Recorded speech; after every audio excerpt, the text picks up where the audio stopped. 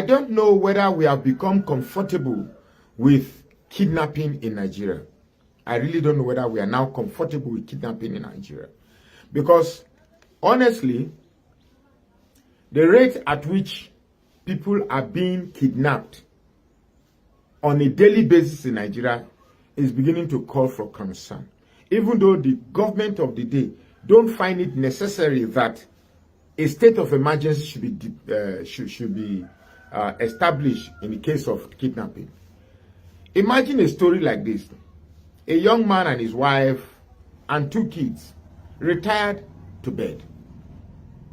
And they had their night devotion and everybody retired to bed. Only for someone to tap him to wake up. Opening his eyes, he now saw somebody that is not a member of his family. In fact, a man, for instance, asked him to wake up. He was taken to the parlor where he met his wife and 2 kids. 1 daughter, 1 boy. The boy is 6. The girl is 11. And they are kidnappers. 4 of them in his house. How did they get into his house? That's another question entirely. And they were saying, bring money. But he doesn't have. They flogged him and beat him. He doesn't have money. And they said, okay, you find money for us. You have money. And they were about to take the daughter. And he cried, no, don't take my daughter. Take my son, 6-year-old. And of course, the kidnappers took the 6-year-old and went away with the boy. And they tried and gathered some money. And they released the boy eventually. 6-year-old. Now, because it didn't happen to you, it looks ordinary. It's just another unfortunate victim. It didn't happen to me, so no problem. Life goes on. But imagine the life of a 6-year-old, the trauma, the damage such an event will do to the psyche of that boy. That boy will grow up tomorrow and perhaps will be spiteful of the people, might even decide to hate every people. Now, mind you, the people that came to the house were from a very particular race. I don't want to mention because I should be security conscious myself, but from a particular race.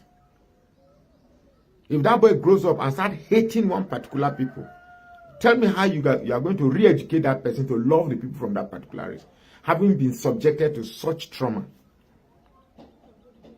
It's amazing that the people we so much fight for to become our leaders don't experience these tragedies that we, the poor masses, experience every day. Today, particularly in the northern part of Nigeria, kidnapping is more or less like a business, like a way of living. And I strongly think that the people behind it are not the actual kidnappers. Because those kidnapping will not be asking for 600 million, where they themselves, I don't think in their whole lifespan have seen ₦1 million, but they're asking for 600 million. Certainly, those playing the drums are those in your house of assembly. They are the big boys who know actually the value of 600 million. And what is even so baffling is that these kidnappers now have TikTok handles, now have WhatsApp handles, now have Instagram handles. They are no longer covering their faces. They are now displaying their loot and their weapons on TikTok, on social media handles, telling you, hey, this is me. This is my loot from one of my kidnapping expenditures I explored. And this is my loot. I'm happy. Hey, take pictures of me. And we call this a country. And we don't think that it's time we declare the state of emergency on kidnapping in Nigeria. For those of you who are supporting this administration, and for those of us talking against this administration because we hate it, or because Peter B is not president, or because our person is not the president, and therefore we are finding ways to discredit the present administration. That's not true. That's not our intention at all. What has failed has failed. And I don't think the next 3 years or less is going to provide any solution to the country, because you can't give a criminal a place of honesty to rule, because a criminal is always a criminal. One who tells you that the only way to win elections is by grabbing it, snatching it, and running away, and you expect such a person to conduct a free and fair election. It's so funny that it's a sad story of Nigeria and where we find ourselves today. So I'm just going to say, please, if you have a little bit of sense left in you, let's try and make this country work. Even though a lot of Nigerians have given up hope that Nigeria still have a hope, but I still believe our problem is leadership. If we get the right leadership, everything, the animosity, the differences in religions and tribe will be solved. I still believe there's a way. Let's just come together, because at the end of the day, it is we, the people, that will determine whether Nigeria moves forward or backward. The Labour Party's governorship candidate for Edo said in the upcoming September election, with a compelling 8-point agenda aimed at transforming the state, Mr. Akpata brings a vision focused on comprehensive economic development, improved infrastructure, enhanced education and healthcare reform. Well, let's get into the interview, which hopefully we're hoping that we are going to be able to drive out what Mr. Olumide Akpata intends to address, impressing on the issues that that the people of Edo State in the local communities are facing, and why he thinks he's the most qualified candidate for the role. Olumide Akpata, a former NBA president and a candidate of the Labour Party. Thank you so much indeed for joining us tonight. Thank you, Sheon. Good to see you again. Yeah, it's good. Are you the real Oludi? I guarantee you. Live and direct, flesh and blood. Come. But can you sing? Can you give us that? Your... I never thought that a career lawyer will actually know how to make some moves, but you've shown us that you can diversify. Yeah. You can be like Remas of this world and Davido. So it's interesting. It's dexterity. I don't mind. All right, let's get to it. You've been explaining a lot because a lot of people thought that you sold out. And you say, oh, no, you have not sold out. But the question that you have not been able to answer is who is sponsoring you. Because we know that what you have done perhaps all your life is law, corporate law. Where did you get the money? Firstly, Sean, I'm really flattered, by the fact that there's so much attention focused on me. That means I'm doing something very, very good. I'm doing something right. So, like I said on another channel, and now tree won't get fruits, neither the stone now. So nobody's going to come after you if you have nothing to offer. So, initially, I was said to be the agent of Governor Obaseki. We were able to debunk that. Now, today, I'm said to be sponsored by the APC. And then it's conspiracy theorizing at its dumbest, at its most stupid. But we've pushed back on that. Are you able to debunk the fact that you're an agent of Governor Obaseki? Absolutely. Because the plan was that you are supposed to be the plan B. No, that's not the plan. The PDP card does not work. Are you saying that's what your people are saying? Some people are saying, and we're saying when I became the candidate of the Labour Party, and we have told them clearly, it's quite clear. There's a gulf between myself and Governor Obaseki. It's night and day. I cannot and will not be associated with his government, which I consider to be, his performance has been underwhelming, right? And so for me, I can't be, and I've made it clear, and the people of Edo State know now. I've been attacked, my billboards have been pulled down. Everybody knows that I am not his choice, and I'm not his plan Z. Who are those pulling your billboards? Oh yeah, members of the opposition party, the PDP. In fact, one of them was caught on video saying that how dare Olu put his billboards at Ring Road. And then, so it's quite obvious. They become local government officials, all of whom are PDP, going after my billboards. But we've won them, and they've desisted because we told them that we will not hesitate. But what you have been able to demystify is your relationship. Mm-hmm. You have a good relationship with Aswe. You have a good relationship with Governor Obaseki before now.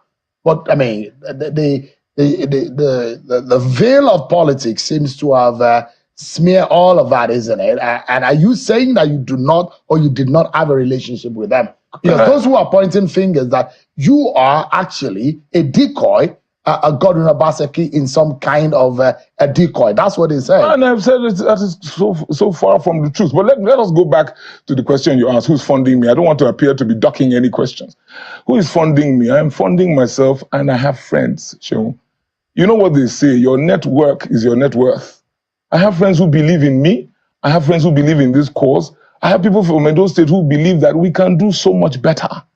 And so with them, working with me, we have been able to get to the kind of funding that we require. And then you ask me, all I've done is law. I have practiced law successfully, Sean, and I have practiced law for over 30 years successfully.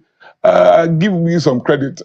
We have haven't actually been idling around. So which general goes to war without first counting the costs? So we have taken into consideration all that is required for this race. And I assure you, I will breast the tape. We are going to win. And so those who are hoping and praying that we run out of steam, they have something else to coming for them.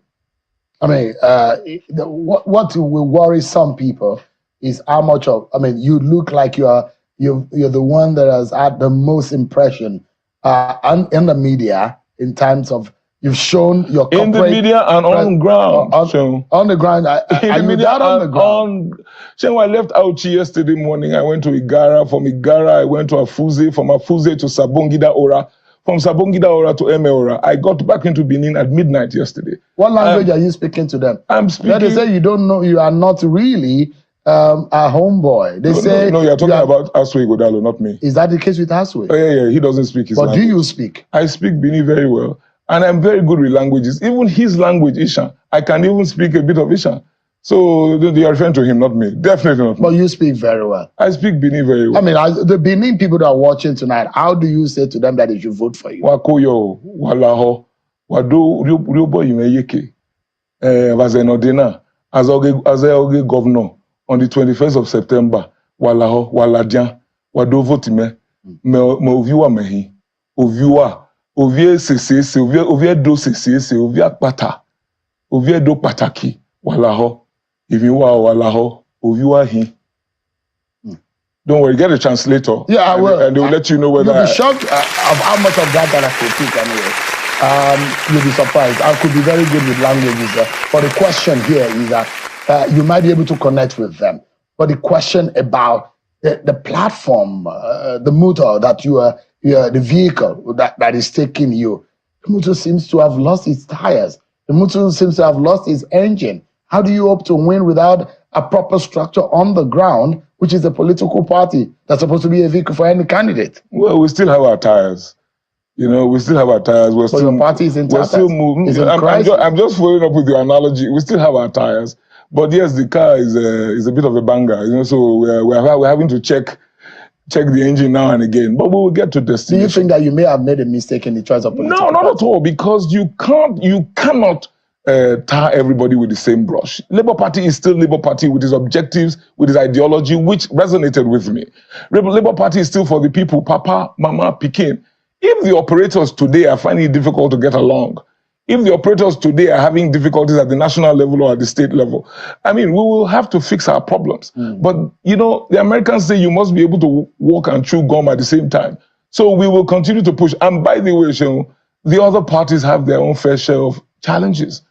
That is life. Nobody said it would be easy. So I'm quite comfortable with the state of affairs. We will fix our problems. But do we have a candidate? Yes, we have a candidate. Do we have a campaign to run? We do. And we're doing that with gusto. So I'm not going to be worried about whatever challenges are confronting us at the moment as a party. Only that the head of your party is shaking, and those who think that the head is really not on the body of your party. There are mechanisms, there are internal mechanisms for resolving those issues. How much of role is Peter Obi? Because I know that it's one of the inspiration that you have. Absolutely. In joining the political party. Yes. I mean, the steam that your party had before you joined in the 2023 election is not the same steam. Well, as at the time we started the campaigns, right, I will be the first to admit that things had, the tempo had lowered. But come to Benin, so the people are believing again. The Peter Obi fervor is on the crescendo again, and they are believing in our party, and they are ready to come out. And like I said, they are going to serve this current government, the two incumbents, they're going to serve them hot breakfast on election day, because the people are believing again. They were despondent. They despaired because of the experience of 2023, but they have seen that it is possible. It is within their reach. In fact, we now call election day September 21. We call it Freedom Day. Freedom Day for the Edo people, because they've been in shackles, they've been in bondage, just because they've been victims of misgovernance. Godwin Obaseki is your kinsman. Yes, yes. You speak the same language. Absolutely. You are really from the same senatorial district. Yes, we are. Why should the people of Edo State, from a Godwin Obaseki, who is a Benin man, to another Benin man? Well, because the people recognize that you play politics on party lines. And so the Labour Party will throw our primaries open to all, and the best man won. And it so happened that the best man is from Edo South, which is myself. And the people understand that we of the Labour Party, we are for the people, and that we will set the clock now and start our own rotation. Rotation in PDP cannot be the rotation in Labour Party. But as a lawyer, you know the place of equity. Oh, yeah. You know, when things are so hard and harsh, equity falls in place to be able to lower the pain. First and foremost, he who comes to equity must come with clean hands. Yeah, but absolutely. Right? So after 8 years, how much of a clean hand can a Benin man have to say they want to govern Edo people again when you have two other senatorial districts? It is all about the parties. Labour Party has picked me.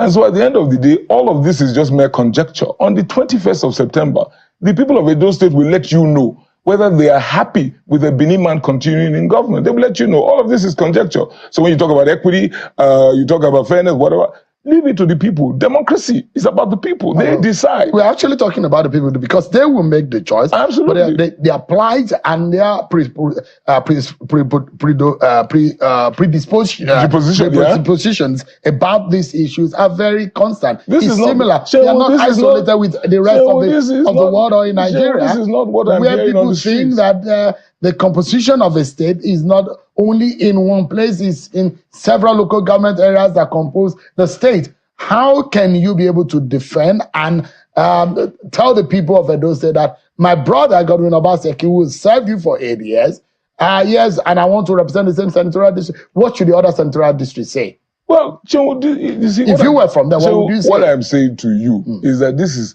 the word on the street. I am coming from the street.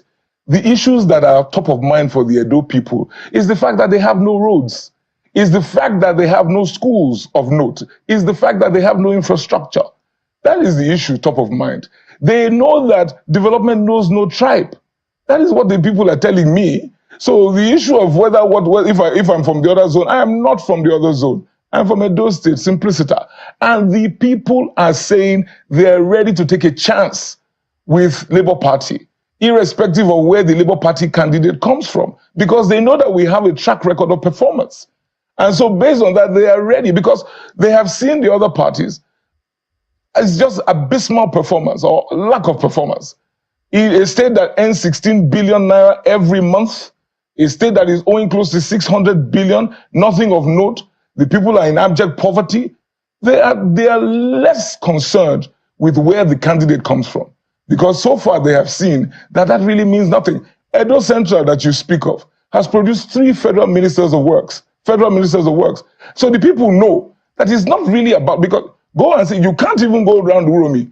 The roads are in a horrible state. So the people are not fooled by all of this. You will say Olumide Akpata is better than any of the candidates that is on display. Oh yeah, I'm the best man for the job. Really? Oh yeah. What makes you the best man for the job? I'm the best man for the job. First and foremost, I have no strings attached to me. I have no godfather. God is my father. I have no monkey on my back. So take the PDP candidate, for example, who wants to distance himself from the existing government. But he's been chief economic advisor of the Edo State government for the last 7+ years. Superintending over abject failure. Do you know that PEBEC says that Edo State is the worst place to do business today? That is the PEBEC ranking. Do you know that the National Bureau of Statistics tells us that Edo State has not attracted zero foreign investment in the last 4 or 5 years?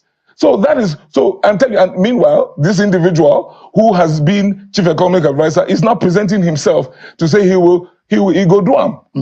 Are you describing Godwin Obaseki, who, if you look at some of the concept of Alagodaro, you look at the concept of digital education and the concept of labor and empowering the workers in Edo State, how it does look like you are describing him as a failure after 7+ years in the affairs of the state.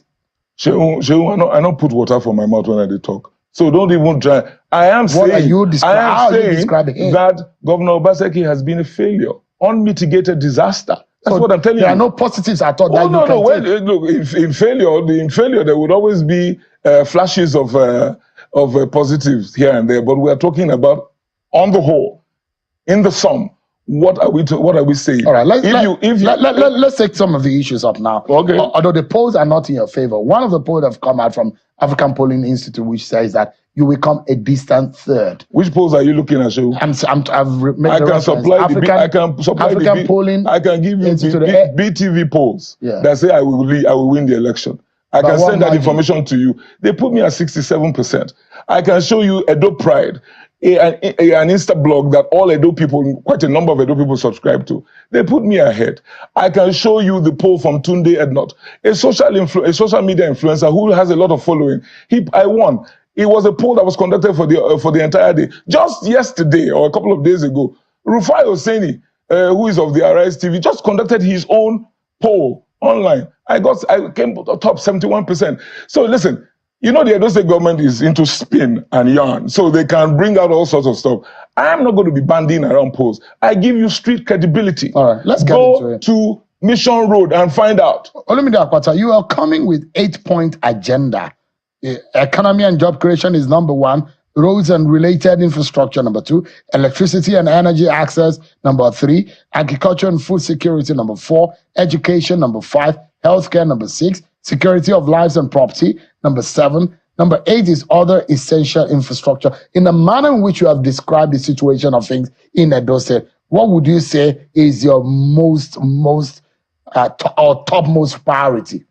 What you will be doing or focusing more in the very first 1 week that you get into office? Electricity. Number 1 is electricity, right? Number 2, right, is agriculture. Because you know agriculture is a long lead item. So it's better to start early if you want to see the results on time. So what would you be doing? I'm asking your very first step in the first week. So that's what you asked me. Let me list firstly the priority areas. Electricity, agriculture, security, and then I pair education and health together because it's human capital development. So for example, electricity, luckily the constitution has been amended. Electricity has been moved to the concurrent list. So immediately we are going to call for public-private sector partners who are going to come with us to set up power plants around the state. Again, electricity is a long lead item, so we have to start immediately. So we would have short-term. Short-term solutions will be, we're still part of the federal power structure. So we begin to fix all of those transformers and all of that and make it difficult for the people to get electricity. But our long-term, medium to long-term goal is to set up our Edo Power and to make sure that we have, Orion local government sits on the largest inland gas deposit in Nigeria. Meanwhile, Abudu and Uronigbe, towns in that local government have not had power for 10 years. So I tell you, and this is based on what I was told when I went there. I've gone around the state 5 times. First as an aspirant and now as a candidate. So we will fix electricity. We earn 16 billion naira a month. There is no way we are not able to ensure that there's power in Edo State. And when you get funding from multilateral agencies who are willing to power the state with you, you can get power. So let me ask you. Second is agriculture. Just for a moment, on the issue of the power, of course, we do know that private sector will be very excited. Business will boom because when people have electricity, you have taken up a huge percentage of their operational cost. Absolutely. The question will be a statewide electricity provision. How much would that cost you? Have you put a figure to it? No, we have not. We are still working on the numbers because first and foremost, we look at affordability, right? So I can't give you a number. So my experts tell me that with my income profile, a 1 megawatt can cost up to $1 million, right? 1 megawatt. Mm-hmm. I've been practicing as a lawyer in the electricity space for over 20 years. So we know. And also even the availability of the turbines is an issue. So GE and the other equipment suppliers, you have to be able to know how to get the equipment. So we are still crunching the numbers. So, but you will not get that power as you described. You can't get the power in the first 6 months. That is why I said to you short term. Mm-hmm. I said to you short term, we are still part of the federal structure. We are still part of the rural electrification structure. So you're not going to throw that away. So how many months will it take you to light up Edo State? So if you want to have power, right, in the entire state based on a mix of Edo State and the federal structure, in 12 months we'll have power. In 1 year, in 1 year you have power. I tell you, yes. Edo State. Based on How many megawatt will it take you to power the whole of Edo State? Based on, firstly, let me be clear. Number one, there is the current grid, national grid. There's rural electrification, and then we have the Edo Power, which will kick off. So how many megawatts do you need in Edo State? Anything from what? I would say that firstly, we're not doing one big plant. So it's going to be captive power generation across the state. And so if I can put an average of 3 to 4 megawatts in each local government, 5 maybe, I should be fine. That's a lot of power. And that's a lot of money. Oh, yeah, and you need to be thinking about how this money. So when you give rural electricity, you may not be able to get your money just immediately because of. I just mentioned to you that the federal government has the rural electrification. But does it work? Oh, it does. Does it give power to everyone? In Ovia local government, the REA has just come to give power to some of our camps, that the Yoruba camps actually in Ovia. So it works. It's just about your dexterity, your negotiation skills with the federal government to ensure that you are able to bring them to come Mr. into the state. Unfortunately, I won't be able to take you around all of the 8 agenda. But what is crucial for me tonight is the average Edo person watching me tonight and who thinks that your state sits on enormous potentials and a lot of money, in terms of gas potentials, in terms of petroleum and natural resources, and it has huge agriculture deposit or potentials also. But then, how much of these can turn around the lives of the Edo people and take poverty away and put food on their tables? In terms of poverty eradication or fighting poverty and putting food on the table of the average Edo person, what is your strategy? So, firstly, those people you're referring to, I was one of them. So, you know me. I wasn't a politician 16 months ago. It is that dissatisfaction with the state of affairs, considering the potential that we have in Edo State, and the fact that it has been so grossly mismanaged, particularly when you consider that the individual at the helm of affairs in Edo State came from the private sector like I do or did. And you're just dissatisfied. So what will we do? First and foremost, agriculture is critical. That's why I put agriculture right up there in my priority list, because we have to feed ourselves. You have to make sure there's food on the table. Right now, a bag of gari is 90,000 naira. The farmers are not going to the farm because there's no security. There's no access to credit. Indeed, most of the schemes that are on ground today are on paper only. So what we need to do is to get the farmers working so that we can bring the prices of food down. And government will have to be an active participant in the sector. When I say active participant, government will have to be an off-taker. Government will have to fire up that sector because the cycle cannot stop. Food production cycle cannot stop. It impacts on our energy security. How many jobs do you hope to provide in the first year? When you say how many jobs, I thought you have sat down to do the math. Don't put. You see, that is what you do. You're looking for spin. I'm not looking for spin. I'm asking you a straight question, Mr. Olumide, and I'm asking you, you should have done the mathematics. No. This is how many jobs I'll be able to do. The first thing you do is the enabling environment. You see, we are at the point where we need to create the enabling environment. Don't ask me for spin. No, we will not allow. I'm not asking. Don't ask me for spin. Politicians will not come on this platform and just give us generic answer. Yes. We need the people to be able to get the benefit of direct and specific answers. If you say, I will provide 10 jobs, let people know where the 10 jobs are going to go, where they are coming from, and let them have the benefit of assurance or hope of what they are voting for. So if you cannot give us tangibles now, it's so sad. Well, I hate to disappoint you. You may have to leave the program sad, because what I'm saying to you is that it's not about coming to bandy numbers. To say, I'm asking for tangibles. I am not that kind of politician. I'm not coming here to bandy numbers. Oh, I will do 100,000 jobs. What do you want? You want 100,000? Jobless Edo person. The jobless Edo person. Get jobs? The jobless Edo, they will get jobs because agriculture will be fired up. You want a job? So they will get jobs because there will be jobs because the agricultural sector will be fired up. The electricity sector will be running. There will be jobs. Don't come and ask me, to come and give you numbers. We need to play. That is the trap. That is the trap that you set for politicians. No, we need to set trap for every politician so that when they get the job, we'll play this back and tell them these are the promises you make. What we will have are the sectors up and running. Today they are not. When the sectors are up and running, including health, including our schools that have no teachers, By the time we ensure that the brick and mortar issues are dealt with, proper recruitment processes are put in place, then we will have jobs for the teachers. For you to come and ask me now, oh, I put a number, 200,000 jobs, okay, so I'll make you happy. But when you are in the private sector, yes. If you tell your client that you will do so and so, you will keep to the KPI. Yes. That is how you work. I will keep to the KPI. In government and public service, I will keep to the KPI. People in this country have not been able to live up to the expectation that they promised to the Nigerian people, and we in the media will hold their feet to the fire to ask them. And that's why I'm doing my job. But I am telling you that what is important, firstly, is to create the environment where jobs will even happen. I think you're putting the cart before the horse when you now start asking for number of jobs. I need to ask. No. I think for specifics. You know, we're going to. But just before we go, yes.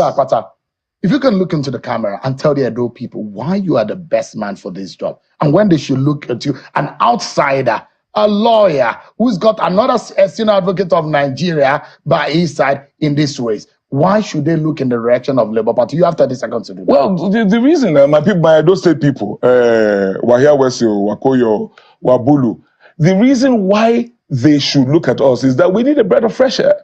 You need something different. 25 years, PDP and APC have been running Edo State.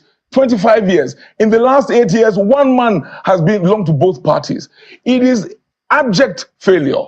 And so we must try something else. And Labour Party presents a totally different approach to the subject. A people-centric, people-focused, people-impacting approach. Every government must ask itself, whatever resources I have available, how would it impact the greatest number of people? Right. That is the approach of the Labour Party.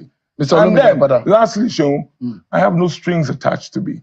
I'm not answerable to any godfather. I'm not answerable to any political benefactor. That is one reason they can trust the Labour Party government, because we're answerable only to the people. All right. Mr. Peter, we're going to be campaigning with you. Oh yeah, first week of September, we're doing the stump. We're going on the hustings. Well, let me tell you, I wish you the very best. This is not the usual one, but I wish you the very best. I mean, we need to be able to speak truth to power and be able to hold ourselves to account for the people who are less privileged, who do not have voices for their own. Thank you so much, Indy. And we all need to stand our ground and believe in what we believe in. Absolutely. I'm sure you agree with me. Oludi, give us that your usual sign off. Edo people, who's your guy?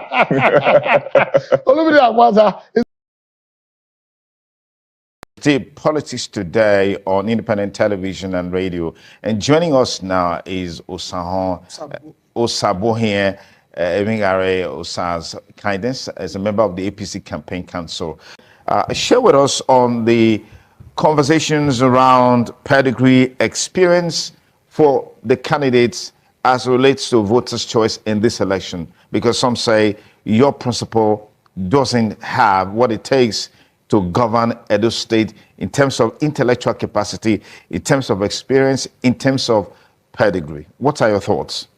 Well, thank you very much. Just to quickly say that those who say my principle do not have the pedigree are either deliberately avoiding the truth or they do not know the truth at all. Issue of pedigree in terms of who becomes the next governor of the state is very, very key, you know, and we must look pedigree beyond papers. I do respect to every person who are in this race. They are all worthy Edolites, very respectfully, and I have tremendous respect for all of them. But we must begin to look at antecedents. You have pedigree, yes. You have pedigree, yes. You have paper qualification, yes. But how does that translate to development of the Edo land and Edo people? It's a different matter altogether. And that is why we must begin to look at the antecedents of every person that have presented themselves up for elections. And that brings me to my principle, who I'm here to promote. I would not want to bore myself with other candidates who are in this race. Like I said, they are all Edolites and we will not condemn them. But looking at the person of Senator Monday Okbewolo, a.k.a. Akbakomiza, he has been a senator for over a year now. He has been a true son of the Esan people. And you must begin to look at what he has done with the resources that he has in the last 1 year, vis-a-vis what others have done, those who came before him. Those are the issues we must be looking at. First of all, you must admit that the most difficult problem in this land today is water. Because I have rich friends who are from this land, they are not able to even seek boreholes in their heavy houses. You can ask Aso himself if he has borehole in his house. But a man has been able to deploy government resources to bring water to almost all communities today in this land. That is what emulating, and is what commending. So that is why I'm saying that it is not about what, because everybody do not have the gift of oratory. I must quickly say this. Everybody do not have the gift of oratory. And we have also seen over time that those who are gifted in oratory do not perform as those who are development driven, like you have in the person of Senator Monday Okpewolo. And that is why I'm saying that we have a candidate who is worthy to be governor of Edo State. We have a candidate who have all the prerequisites, a qualification to be governor of Edo State. And that is why I'm going to ask Edo people to support the person of Senator Monday Okpewolo, because he has proven himself to be able to deliver. Has he been able to articulate all of these and present them to Edo people in terms of expression, in terms of engagement, in terms of interactions? What is his blueprint in this direction? Has he been able to convey that the way you are saying it now to Edo people? Thank you. You see, in this election, Monday Okpewolo is reaching out to those who are important in this election.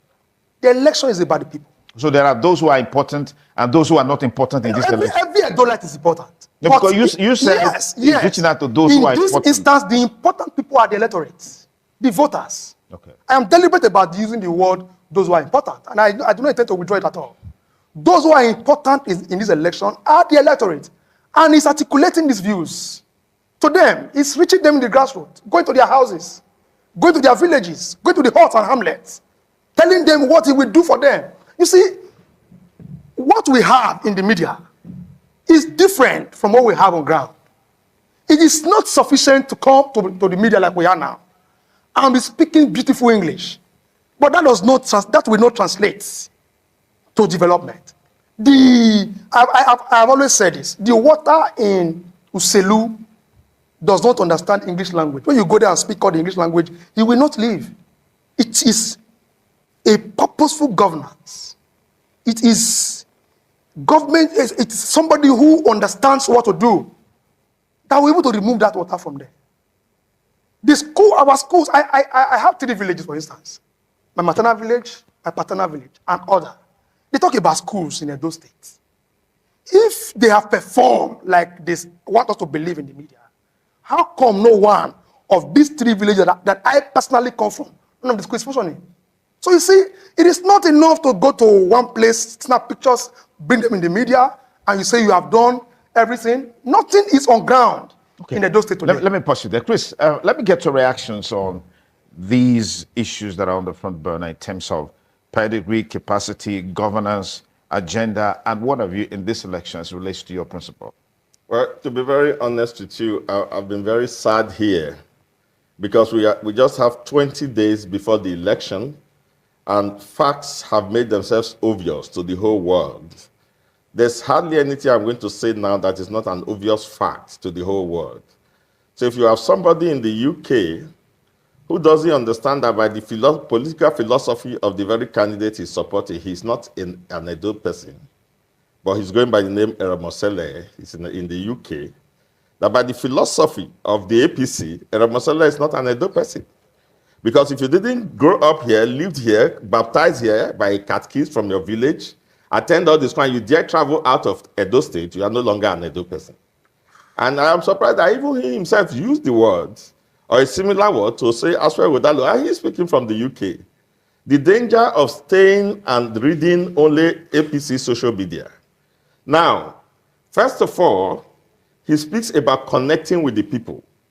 Society is built up into different segments, different interest groups. You have people like MBA, NMA, market women, students, university students, and so on and so forth. Can we get 2 or 3 groups that your candidates, Akpakomiza, has visited? Yes. Modern society, no, let me finish. Modern society is run by the media. You are sitting here in the media speaking to Edo people. Can we have 3 media, including ITV, that Akpakomiza has visited? So where does he find these people? You are not visiting interest groups that society is divided into. You are not visiting media. Where are they living inside water? Anyway, you said they are hamlets and villages. Now, Akpakomiza has refused to speak to Edo people, and you say he's connecting. How do you connect with people that cannot even see you, that you cannot even speak to? Go and do your inventory. Since Ashwe Igodalo started this race till now, he has been on his feet. And I can count for you over 100 groups inside the Edo State. Now go to your campaign rallies. By the time you are able to get 1,500 people on ground, you have won a jackpot.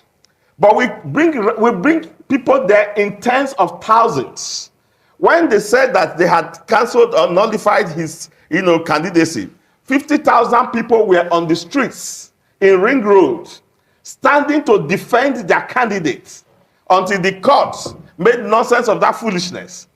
Go to Ubiaga 3 days ago, and you will be shocked, you'll be intimidated at the crowd of people. The other day, my friend was driving when we were going from one rally to another with very long buses, moving crowd from one rally to the next rally. You are saying connecting with the people. A man has come up with manifesto which is discussing with the people. Your manifesto is audio. We have not seen it anywhere. We hear it only in your mouth. You can't give me the 5-point agenda. I was one of your chieftain on the television program. I told him, give me the 5-point agenda. He gave me. I said, if I have another APC chieftain, I will give me another 5. Because the manifesto is in the mouth of individuals. We have a written document which other people can hold us on. That's why Odalo has just given us the 3 starters that he's going to kick off with. He's going to kick off with security, he's going to kick off with intervention fund to the vulnerable and the poor, and he's going to put to practice his zonal economic development agency. These 3-pronged starters. He's discussing it with the people, market women, students, professionals, and so on and so forth. You say, you are talking of pedigree, and you are telling us here of digging boreholes, and you are telling me that for 1 year that you sent a man to represent you who has abandoned the representation and is here in Edo moving up and down, that the constituency funds he got to represent Edo Central to come and dig one borehole. No. Let me finish. No, I won't let you finish. No. I won't let you finish. Okay, now Sabu, just hold on. He has the floor. He has the floor. Hold on. Okay. We'll get it to him. Because it's important. No, he has the floor. I started by creating the background because everything you say here is in the public space. People were sent there to go and confirm the borehole. 2 families came out, probably his families, and tried as they could. The water could not flow from the borehole in Ekpoma. And Ekpoma people came up in the public space and said, which borehole did you say you put here? That water has never run. So you are citing borehole that does not produce water as what a senator did for 1 year with constituency project. I'm not asking to give account to you. Now, these are the kind of things that annoy me. And that's why I say I've been very sad. And you are doing this. The man in the UK, it was in the UK, Akpakomiza could not tell the difference between a zoo and a museum. In the UK, addressing foreign journalists. And that man is there and he's defending such man. Go to your INEC form. We are talking of his pedigree. The INEC form Akpakomiza submitted, work experience is nil. What work experience by himself? He wrote it himself. And you are giving him, bear no false witness. You are giving him a pedigree that he himself said he doesn't have. Nil. Because he cannot say anywhere that he has worked. He said he has a Chapman computer company. We went to Jos. One small a signboard in the story building that has over how many complexes. That's where you have one small store that they call a company. Where has he worked? That you say he spent government money to develop people. Where did he work? Is Igodalo a secret? Is Igodalo's work, pedigree, Banwo and Igodalo, is it a secret? Over 100 lawyers employed in Banwo and Igodalo, is it a secret? Oshomole went to the press, the man who is managing him now. That same man told us that Akpakomiza is a slow engine. Do you know what the metaphor that means? That means you have to push him to start. And that's why they stand near him to push him to talk. And what has he said? He's connecting with the people. Every time he stands at the podium, he says, Your education, do you want your education back? As if it's a commodity. I will give your education to you. He will go to the next item.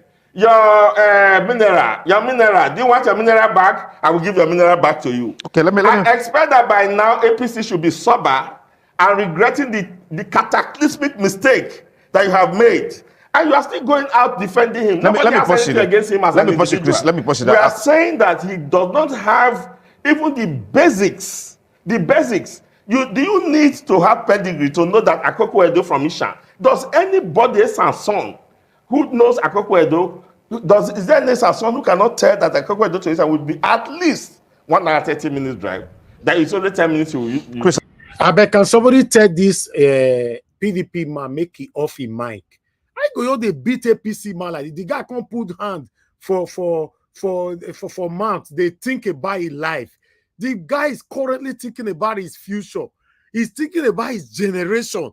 The beating is too much. Eh?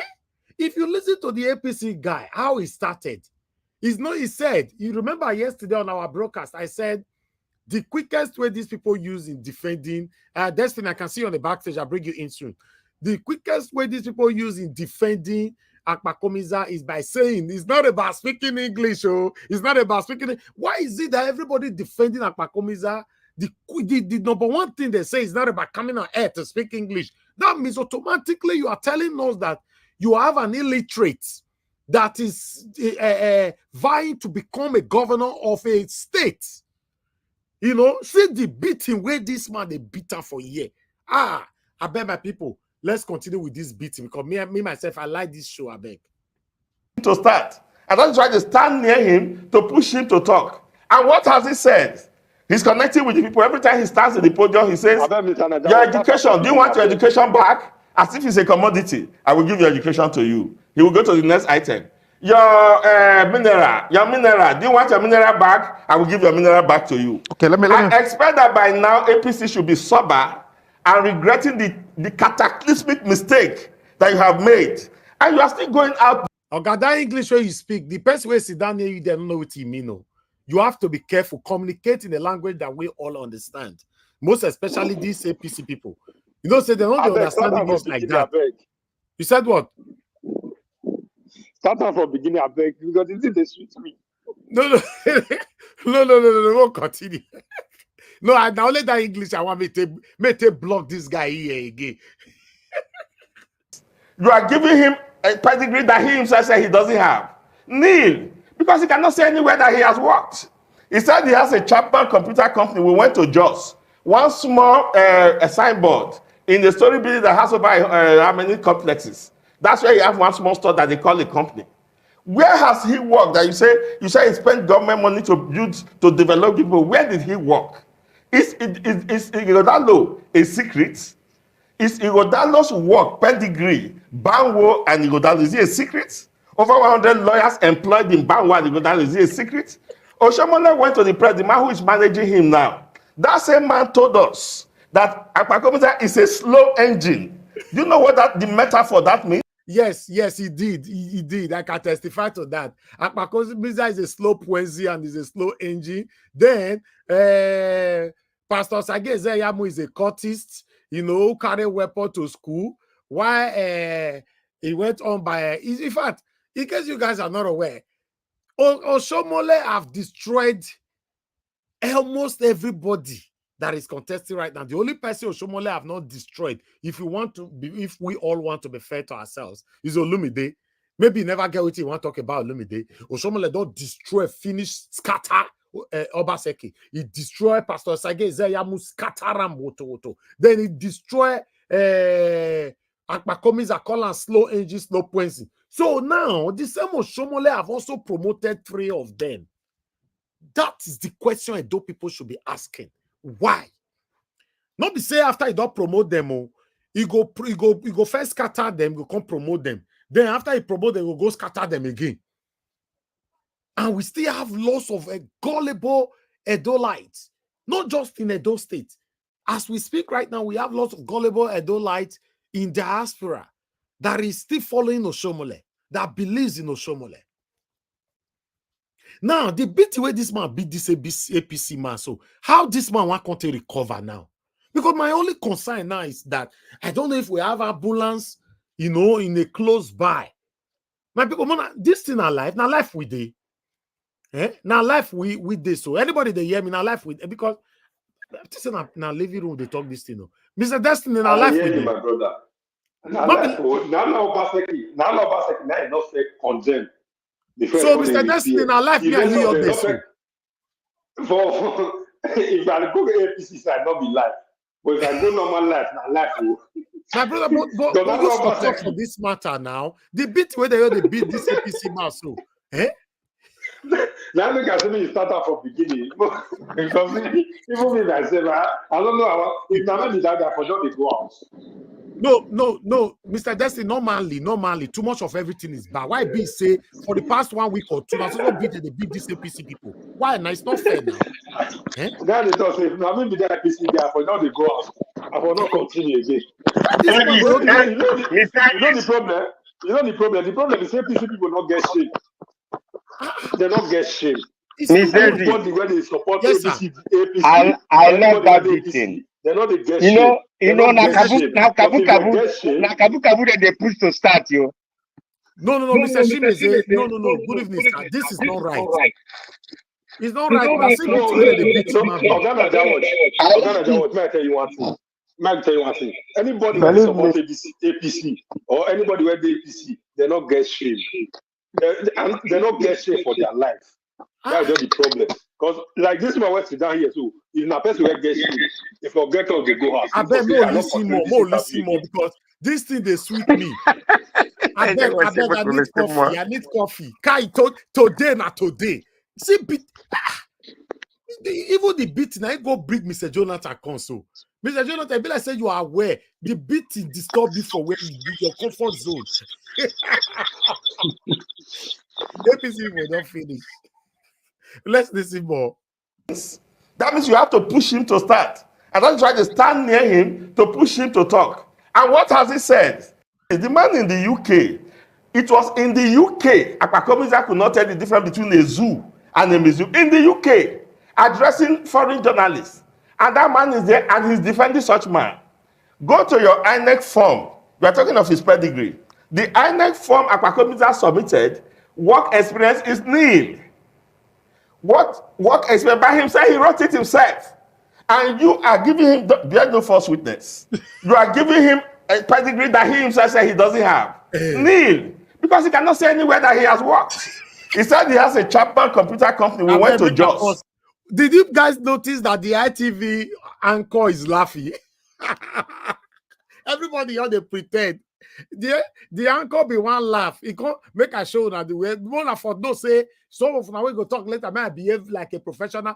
Look that anchor be one laugh now. Look at his body language. What did for 1 year with constituency project. I'm not asking to give accounts to you. Now these are the kind of things that annoy me, and that's why I say I've been very sad. And you are spewing this. The man in the UK, it was in the UK. Akpakomiza could not tell the difference between a zoo and a museum. In the UK, addressing foreign journalists. And that man is there and he's defending such man. Go to your INEC form. We are talking of his pedigree.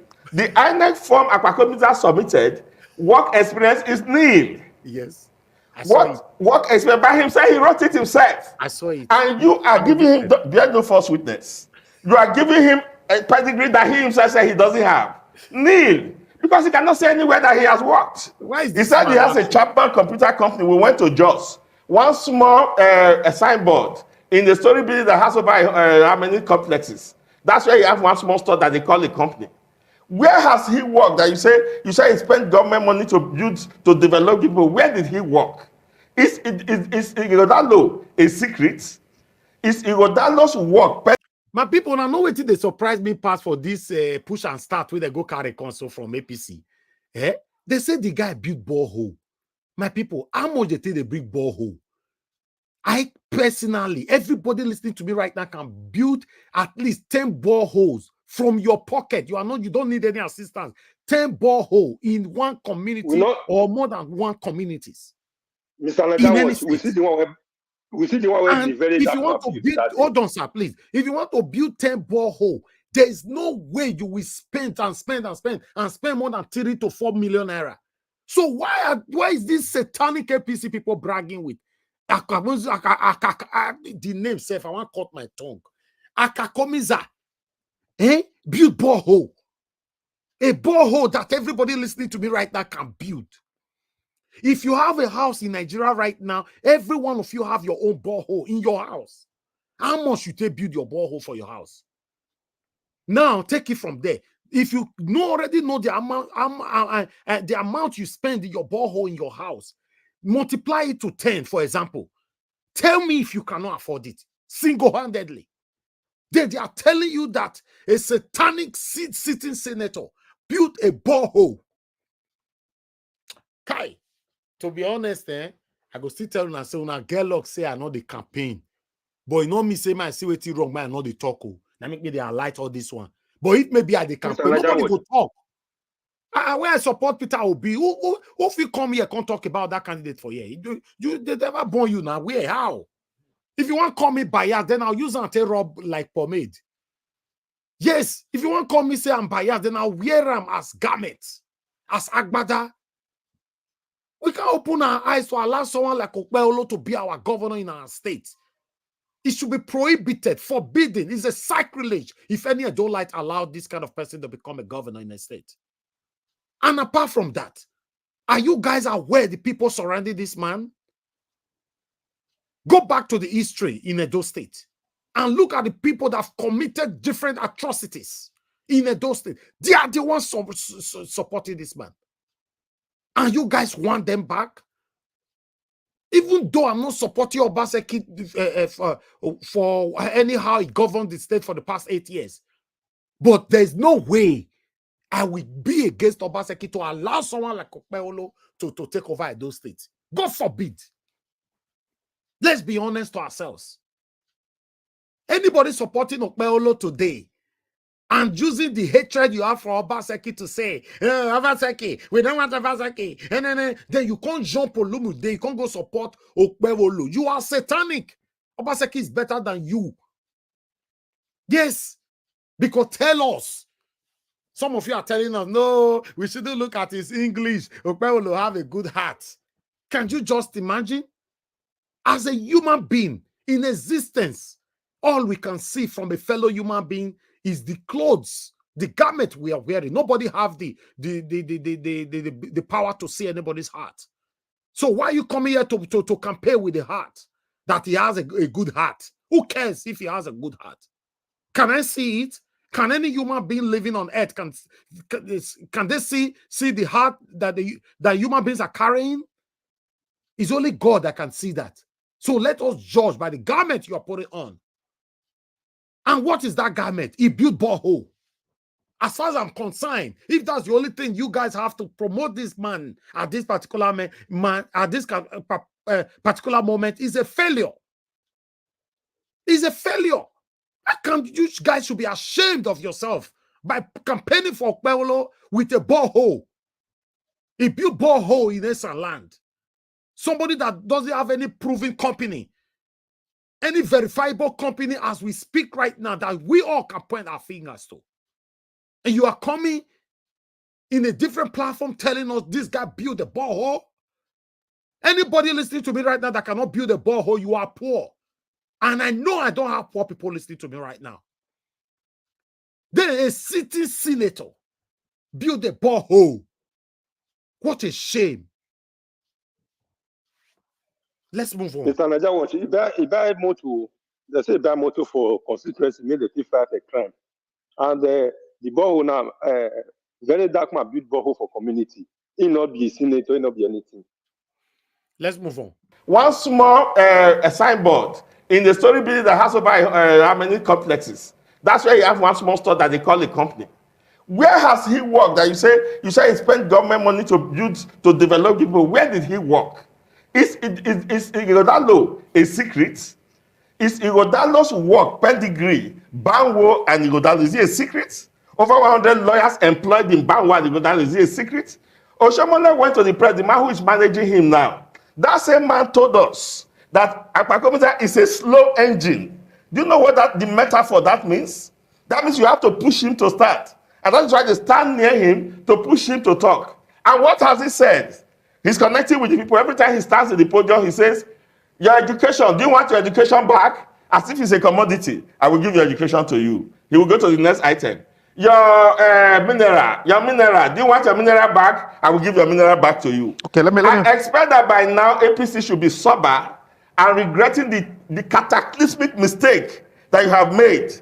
And you are still going out defending him. Nobody has anything against him as an individual. Chris, let me pause you We there. are saying that he does not have even the basics. The basics. Do you need to have pedigree to know that Akoko Edo from Isha? Does anybody, son, who knows Akoko Edo, is there any son who cannot tell that Akoko Edo to Isha would be at least 1 hour 30 minutes drive? That is only 10 minutes. Chris, I'll respond to some of the issues that he raised. Well, first of all, we must understand that when we're in the public space, the things we say are very, very important. It is not sufficient to come here to hoodwink Edo people just because we want to win elections. First of all, perhaps he's not aware that last week, Abakomiza was in Doctor House. He had an engagement with the doctors. He had an engagement on that same day with the Unibank community. He also had an engagement with organized private sector at Westview Hotel. I was privileged to be in that. Oga, you see, that is why we have affiliated channels like ours. When mainstream media showcase you guys, some of you satanic individuals, then we have another channels where we can come in to digest, to go into your speech and break it down to the fellow Edolite or Nigerians. Akpakomiza have been to different places, and these places that Akpakomiza have been, he left with a shame with all his speeches till tomorrow.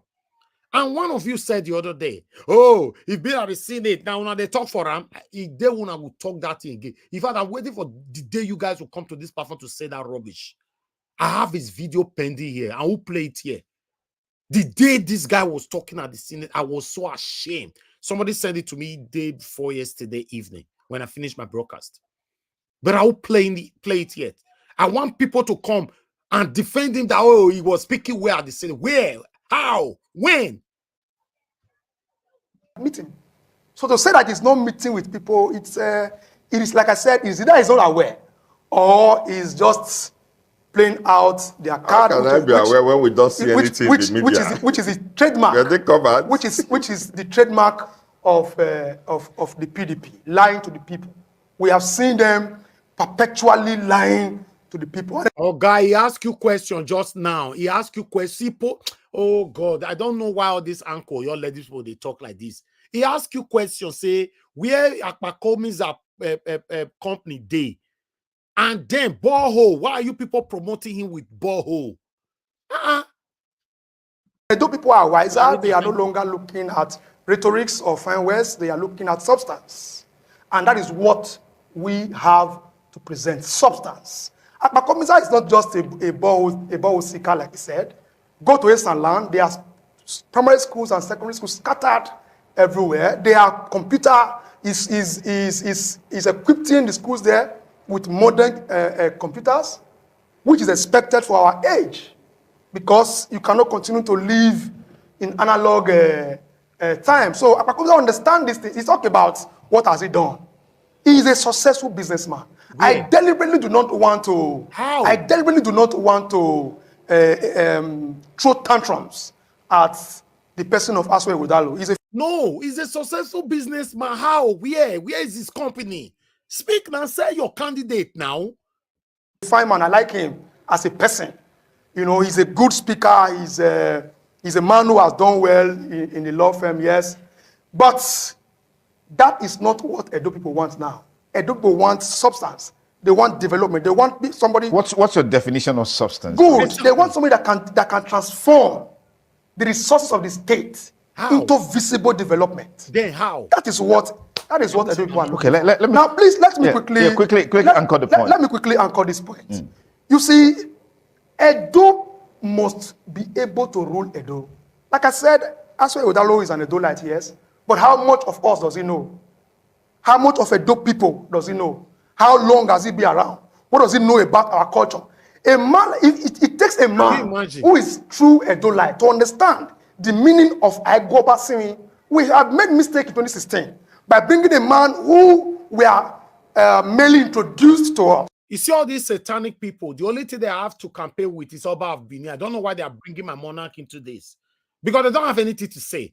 They've given this man for the past 5 minutes, he's talking. He could not respond to everything the other man said about his satanic principle. Now, he switched automatically to Aigoba singing. What does Aigoba singing got to do with this? Now, that one, the same one I take campaign now. Tell us the company of your principal. Tell us how he become a senator. Oh, God. Anyway, we'll move on. Merely introduced to, we didn't know his history. We didn't know where he was coming from. And that is what that's what they are also bringing back to us in the person of Aswe Udalo, who happened to be Obasanjo's mirror image. You know, so we do not want a replication of what happened before. That's why we are saying we want an Edo son to be Edo governor. Not just an Edo son, but Edo son who has. Thank you, Madam Rita. Can you imagine? We want Edo son. You see this segregation. This is one of the things we were talking about yesterday. When that satanic Edo boy from Austria was, you know, disgracing himself and his generation. Look at what this one is saying. We want Edo son. You are telling me that Aswe Ighodaro is not an Edo son, right? You see, this kind of statement alone is a no for Edo people. To forbid this kind of people. To be honest. To forbid APC and their courts. Proven to be able to deliver. All right. Given the meager resources that is all right, let me proceed there because we don't have so much time. Let's go to the UK. I have to stop it right there, my people. Thank you very much for your time with us. To be honest, that video, thank God, say these people that they disgrace themselves, they go mainstream medias. But not knowing that whenever you go to mainstream medias, anything will not drop for there, other medias will pick it up. Yes. In fact, you know, if they sweet for mainstream media, Corona, they talk for there, they lock on. I better say they lock on for inside room. Now they all finish, nobody interrupt, nobody. Now where they sweet now with this, so you will come carry a con Nigeria was, will come and settle down, juice coffee, tea, analyze them. Eh? It don't reach the time where they'll say go defend APC. You say, I beg, I'm sorry, I'm not there available. They'll say, no, we'll give you 2 million, and they'll say, I'm not there available. They'll say, no, we'll increase it to 5 million. You see, say, I'm not there available. 50 million, say, I'm sorry. I love my integrity. But because so now they're hungry, that man we can't talk. So now if you find how much they transfer to that man, I cannot pass 1 million naira. I promise you now. That man where they talk just now. Money where they go give and not go pass 1 million. Many of them are hungry. My people, they are hungry. They can even sell their own mother, their father for money. I'm not surprised. See them coming on air to disgrace themselves. Most especially speaking on behalf of somebody that cannot express himself in every angle or ramification. What a shame. And he's a sitting senator. I saw somebody asking just now on the comment section. I missed the name, but you said, how did he become a senator? My brother, me, myself, now as they ask, that's why they ask. But the only thing I presume, or say I become a senator, now loyalty. As you know, in Nigeria, for you to hold a significant position, you must be able to pledge your loyalty for the past years, maybe for the past decades, 10 years or 20 years or even 5 years. Yes, that's how you do that. Listen, in case you're not aware, your loyalty is how they choose you. You can be in America right now. Somebody can choose you all the way from America that now you go be the next, now you go be the minister of so thing. You'll say, no, I don't know this area. I don't know how to do it. You say, don't worry. Buy a ticket, they come, we'll teach you how to do it. Don't worry. Now you will want there. You say, thank you, sir. Thank you, sir. You say, make sure you be in Nigeria tomorrow. I'm telling you, that's how I work in Nigeria. Those that have pledged loyalty before, or maybe your papa don't pledge loyalty to them before, then they'll come take your papa's son. They pay your papa, say, thank you, sir, for what you do for me. Now your picky, I want to put for this position of commissioner for so thing. That's how they are doing it. Yes, not by merit. Thank you, my people. But meanwhile, that is all I have for you guys today in terms of video. I'd like to quickly take this headline of my articles so that we can start talking. We spent so much time presenting today. It's Saturday, you know, but understand with us.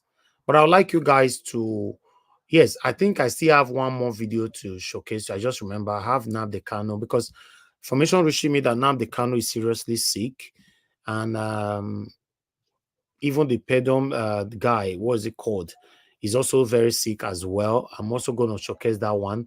But meanwhile, let's listen to this one first.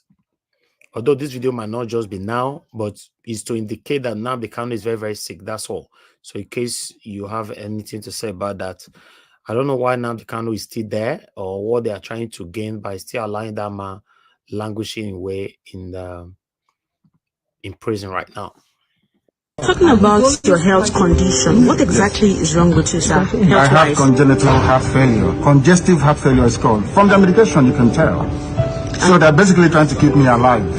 So that when they calculate that I'm about to give up, that my heart's about to pack up, they will now say go. So when I go outside, I will die outside. That's what they're trying to do. The medications they've been giving to you, yes, has it not been working? It's not working. If it's working, why would I have all these lumps underneath my... And he has written a petition to the Nigerian Medical...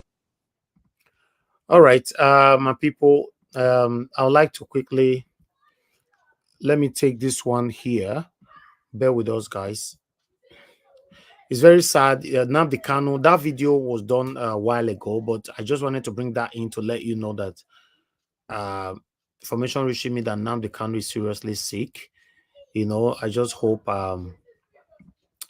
they can do something about it. But meanwhile, I'd like us to quickly take this one from Samuel Ekpa. Samuel Ekpa have written to, where is it?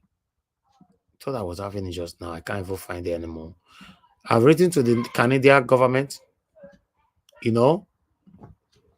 Okay, as you can see, the threat on Yoruba Edo, Ekpa led right Canada defend Amaka Somberger, you know. The Samuel Ekpa-led Biafra government in exile has written to the Canadian government in defense of Amaka Somberger amid a call for her prosecution over the threat to harm Yoruba and Benin people of Edo State. Recall that Somberger sparked outrage after a now viral video and posted blah, blah, blah. Let me look for the quote of Ekpa. I think that will be better for me. Okay. According to Ekpa, we provide below a counter argument with evidence of how Nigerian government that NIDC-COM is representing has video violence on killing of indigenous people in Nigeria, which resulted in many people fleeing out of Nigeria to preserve their lives. Information reaching the Biafra government reveals that Mrs. Amaka Patience Somberger was traumatized by the attempted kidnap of a child in Canada by two individuals. This one I just lie. This one I just lie. They don't change the story. Now they, oh my God. We could have talked. If I just say video day where Edo person do, Yoruba person do, where rather trigger Amaka. How this one would they lie? The lie don't enter inside this thing now. Now make us not they go anywhere. Lie don't enter inside. Eh? Anyway, it's a letter to defend your, I don't know. I don't want to say much about this, but I'll leave it for you guys to say something about it later on. Let's say things how it is, man. Yeah? We never hear that one before they be one kidnap PK. Even the woman not talk him, nobody talk him. So sorry from nowhere. Yeah? Wow. But meanwhile, Eze Idigbo, Awajagu, remains in detention for 1 year, 5 months over allegation of bringing IPOP to Lagos. Now, so I don't want to read more about this, but I thought I should bring it here in case some of you don't forget him for inside prison. You can know say he's still there inside there as we speak. But meanwhile, I'd like to quickly bring this one in. Laugh or finish me. Wow. Overnight when I just change everything. But meanwhile, Sarah reporter reported that Nigerian Secret Police DSS releases journalist Soyinka passport, blames arrest on mistaken identity. After the whole world don't talk for this matter, say you must release him with immediate velocity. Now, mistaken identity. But meanwhile, he's released and his passport is also released. That is the beautiful thing about it. So let's move on. But meanwhile, I have another article for you guys. Let me quickly bring this one here. Bandit kills Abuja resident, abduct wife and kids. Now hear him. Very sad. Even Abuja don't even look like where he's safe again. Eh? Hey God. We don't understand the key with this soap. But meanwhile, I'd like to stop that right there. That is all I have for you guys. But I need to divert a little bit. For those of you who is saying Obaseki try, I want to tell you how Obaseki failed. I cannot say he failed woefully in totality, but I want to let you guys know, because the only way I want you to counter me with what I want to present to you right now is by countering my submission with what Obaseki have done. Not by hatred, not by anger, right? After showcasing this, because I'm going to do comparison. Nobody should tell me not to do comparison. Because if you say I should not compare those states with Abuja or Lagos, then we should compare those states with Iguariahe. Let's go and compare those states to Ugbogui. I think that would be better. Oluku. Because whenever we do comparison of those states, Lagos and all that, people say, oh, don't compare. With a state that is, the Obaseki receiving 16 billion naira every 30 days. You guys will be saying, no, not compare. But meanwhile, I did this video by myself to give credit to Sanwo-Olu in Lagos State. And I know say, if somebody do something, they praise them. If you not still do, I'll praise you. I go call you out, I mean. This road I want to show, so now federal government. But you must know, any federal government in any state in Nigeria, it is the responsibility of that state governor to do everything possible to push harder for the federal government to come do that road. I remember when we were having a problem with our federal government road in Edo State. A lot of satanic, gullible Edo-light were saying, why they carry Obaseki? Obaseki not supposed to on a federal government road. Federal government road will come past our backyard. You say, we'll not call the state governor. You say, make we use like Wakago, Abuja, go tell Buhari that time. Any state where all the federal government road is working well, give credit first to the governor of that state. On this moment, with the video I'm going to show that I recorded by myself, I want to give credit to Governor Babajide Sanwo-Olu of Lagos State. I would like you guys to listen to this video. Guys, press on the like button, help us to share, let our voices go far. I can see that the like is very, very minimal. Everybody is enjoying what we are doing, the presentation and all that, but sometimes we forget to press on the like button. Guys, make us see this road for Lagos State. Tell me, if those states they forbid one bridge. Exactly. This is absolutely beautiful.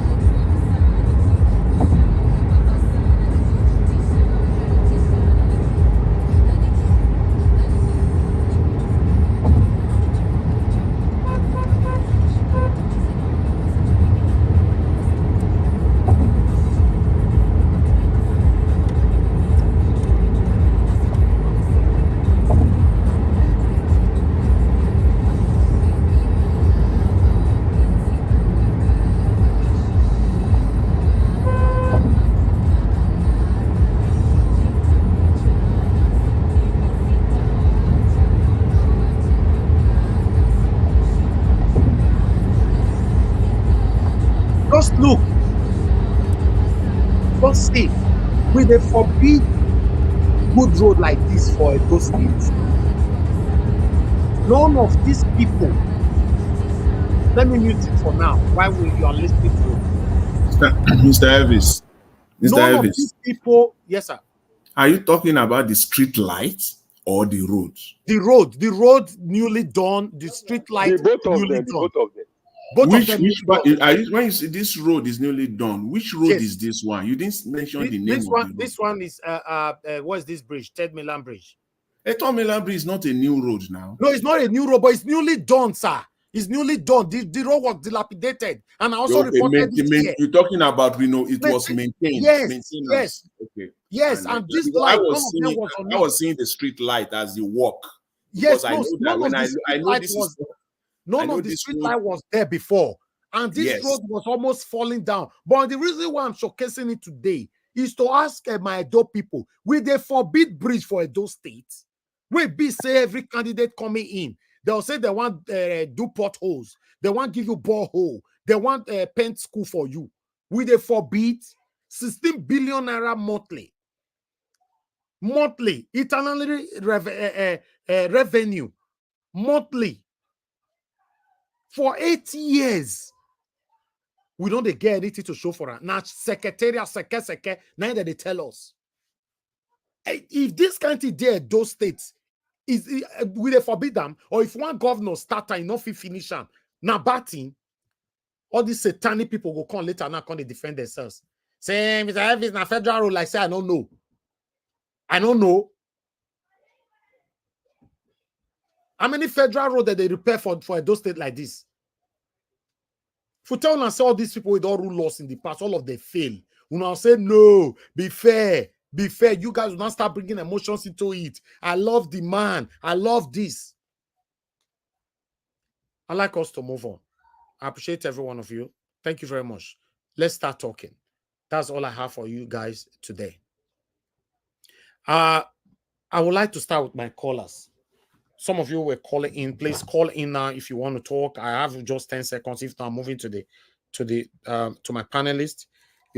Call in on time, and let's take it from here. All right, guys, press on the like button, help us to share. Before the caller come in, let me quickly appreciate those of you that have already super chatted us. Madam Obe Ashoko, thank you very much, ma. Thanks for the support all the time. Thank you very much for being there. May God bless you. May your pocket never run dry. Thank you very much, man. I appreciate you. I want to be Ferdinand. Thank you very much, sir. I appreciate you. May God bless you. Thank you so much. May your pocket never run dry. And then we have Ijidima. Thank you very much, Ijidima, for all you do. And God bless you. Your pocket never run dry. Guys, you can do the same by pressing on the dollar sign right there. Encourage our work. Press on the like button. Let our voices go far. Or rather, copy the link and share it yourself. Meanwhile, let me come to my panelists. Let me start with the first person on the panel, which is Mr. Destiny. Mr. Destiny, you're the first today. I don't know if you're available to speak. Are you there? Mr. Destiny, you are not there. Let me go to Mr. Jonathan. Mr. Jonathan, thank you very much. No, I'm here. Okay, talk to us, sir. Good evening to you. Good evening, Mr. Nadawaj. Okay, hold on, please. The caller is already here. Please, sorry. Let me come back to you. Sorry about that. My love, God is my strength. Good evening to you, ma. Please talk to us. Thank you. Thank you. So you carry on. I was rushing. Thank you, ma. Thank you, ma. Go ahead. Go ahead, man. Thank you. No, thank you. I want to greet everybody on the comment section and the panel. I want to say thank you to everyone. Every day you people come here. It's beautiful. Thank you for all of you. Mr. Jonathan, Sister Rita, Mandate, Mr. Destiny, everyone. Panther, Black Panther, every one of you, you are great panelists. You really bring out a good average. Jonathan always give us calculation. We thank you very much. Thank you, every one of you. You deserve this praise today, please. Just as if I don't call your name, please don't be angry. Maybe I forgot. Yeah, and good evening, Mommy Diaspora and everyone in the comment section. Good evening, everyone. You see, Nigeria is a dead end. I would just say that. It's a dead end. Now, look at this man they want to package for us in Benin City, in Edo State. They want to package this man like the way they package the one in Delta State. The one in Delta State is like this one, no? This one they want to give, APC want to give Edo. That man cannot even speak English. He's a robot. He can't speak English, yo. Now, you know the person that is controlling that man is the Atiku and the former governor of Delta State. They are the one is doing nothing. All the money that is coming it to Delta State. The man is doing nothing. That is the same thing they want to do. There's strong man in Delta State. So what they want to do now, they want to put this man so that they can control him like that Yoruba man for Delta State that is doing nothing. Edo people, please stand up. We don't want that man. He will not come to Edo State and come and dump him there. There's somebody else to be controlling him from Abuja. You cannot come there. No way. You have not even said anything and you say you want to come to where? Where? Edo people where we say they go school, where their eyes sharp. Now I cannot talk. Now you want come say one come be their leader. What do you want talk? How you want to represent them? You want talk of black soup? I mean, what you want to tell the people? I beg, Mr. Man, come on, go sit down. Nobody wants you. Then I live there. You see, I want to thank Mr. Dr. Aboki. You see, long time ago, even before these things are happening, you see this man, Mr. Adeboye, I don't know why. And there's something about that man for me which I don't understand. That man, and I will say it boldly in his own face, that man is among the problem we have in Nigeria. People might not believe it. It is among, you see, this politics that you have seen in Nigeria. This politics means that man, redeemed man, is the one pushing everything. Is an APC man. So when you can see now they are collecting contracts. No wonder the man will never talk against APC, but he knows how to come out to protest against Jonathan. Now Tinubu is there. He gave Mr. Tinubu Abraham. And that man, he said the meaning of it is father of all nations because of money. All right. Your time is not long, and you are still doing wickedness. Drop wickedness. It's not good. And quickly, if I go, please release Nnamdi Kanu. Release him. He deserves to go home to his family to look after himself. Thank you, Mr. Nigeria. Thank you very much, man. God bless you, man. Thank you. And he's currently sick, very, very sick. They should let him go. Too much of everything is bad. Allow this man to go. Wow. Meanwhile, Mr. Destiny, you have the floor, sir. Talk to us. Good evening to you once again. Good evening. You have noise on your background. You have noise on your background. No, we can't take that noise. We'll come back. I believe now there's no noise. Okay, then go ahead then. Okay. Good evening, Mr. Najawa. Good evening once again. Good evening, everyone. I don't even know where to start from. Okay, let me start from Nnamdi Kanu. I really want, seriously, anybody in this life is just supposed to pass through what that man is passing through. Because if you have anything against this man, let the whole world know. Then give him his punishment. Than this thing that I don't really understand this Nigerian government. Punish this man. Let everybody know that this man did this offense. This is why you are giving him this kind of punishment. But right now, nobody is telling us anything. And still yet, you are still giving him some kind of punishment. That's what I don't really understand. I don't get it. So, apart from that, I go to Simon Ekpa and this is our sister from Canada. Yesterday, you guys were talking. I was not able to join because I was somehow busy. And you played some very record that was okay to compare to what that lady did. This is why some of us that come from that east always want to have problem with Nigeria sometimes. Because if some Yoruba, some Edo, and then the problem about me when it comes to Edo is that I don't know when Edo people and Igbo people started having problems. Because me, I don't even have, some of my friends have more than, some are from Edo State and Yoruba. I don't have most friends from Igbo land, but I'm an Igbo guy. So I don't know where those problems come from. Now that all these big problems, these politicians, what do they want from us? Is it that they just want to destroy the country so that we cannot hold them accountable for what they are doing or what? Because I don't get it. I don't get it because this problem is not for we, the citizens. Because they're just giving us problems which we don't know where they start the problem from. Let them solve their problem within themselves and leave the citizens say, no, What kind of problem is this? What kind of wala is this? I don't get it. Seriously, I'm pissed off. I don't really know. It's not making sense anymore. Now, if you want to go to your friends now, as a Benima, you want to go to your Igbo man friend, you be afraid. You want to go to Yoruba man who is your friend, you want to be afraid. I don't really understand. It does not make sense, seriously. Let these politicians leave us alone. And they don't. The problem is that they don't fight themselves. When they are there sharing the money, they don't fight themselves. What is happening? Somebody, all these people that don't even know themselves, and they don't collect the money that all these politicians collect, they will be the one when they give you, even if they give you 10 million, how is it going to help you?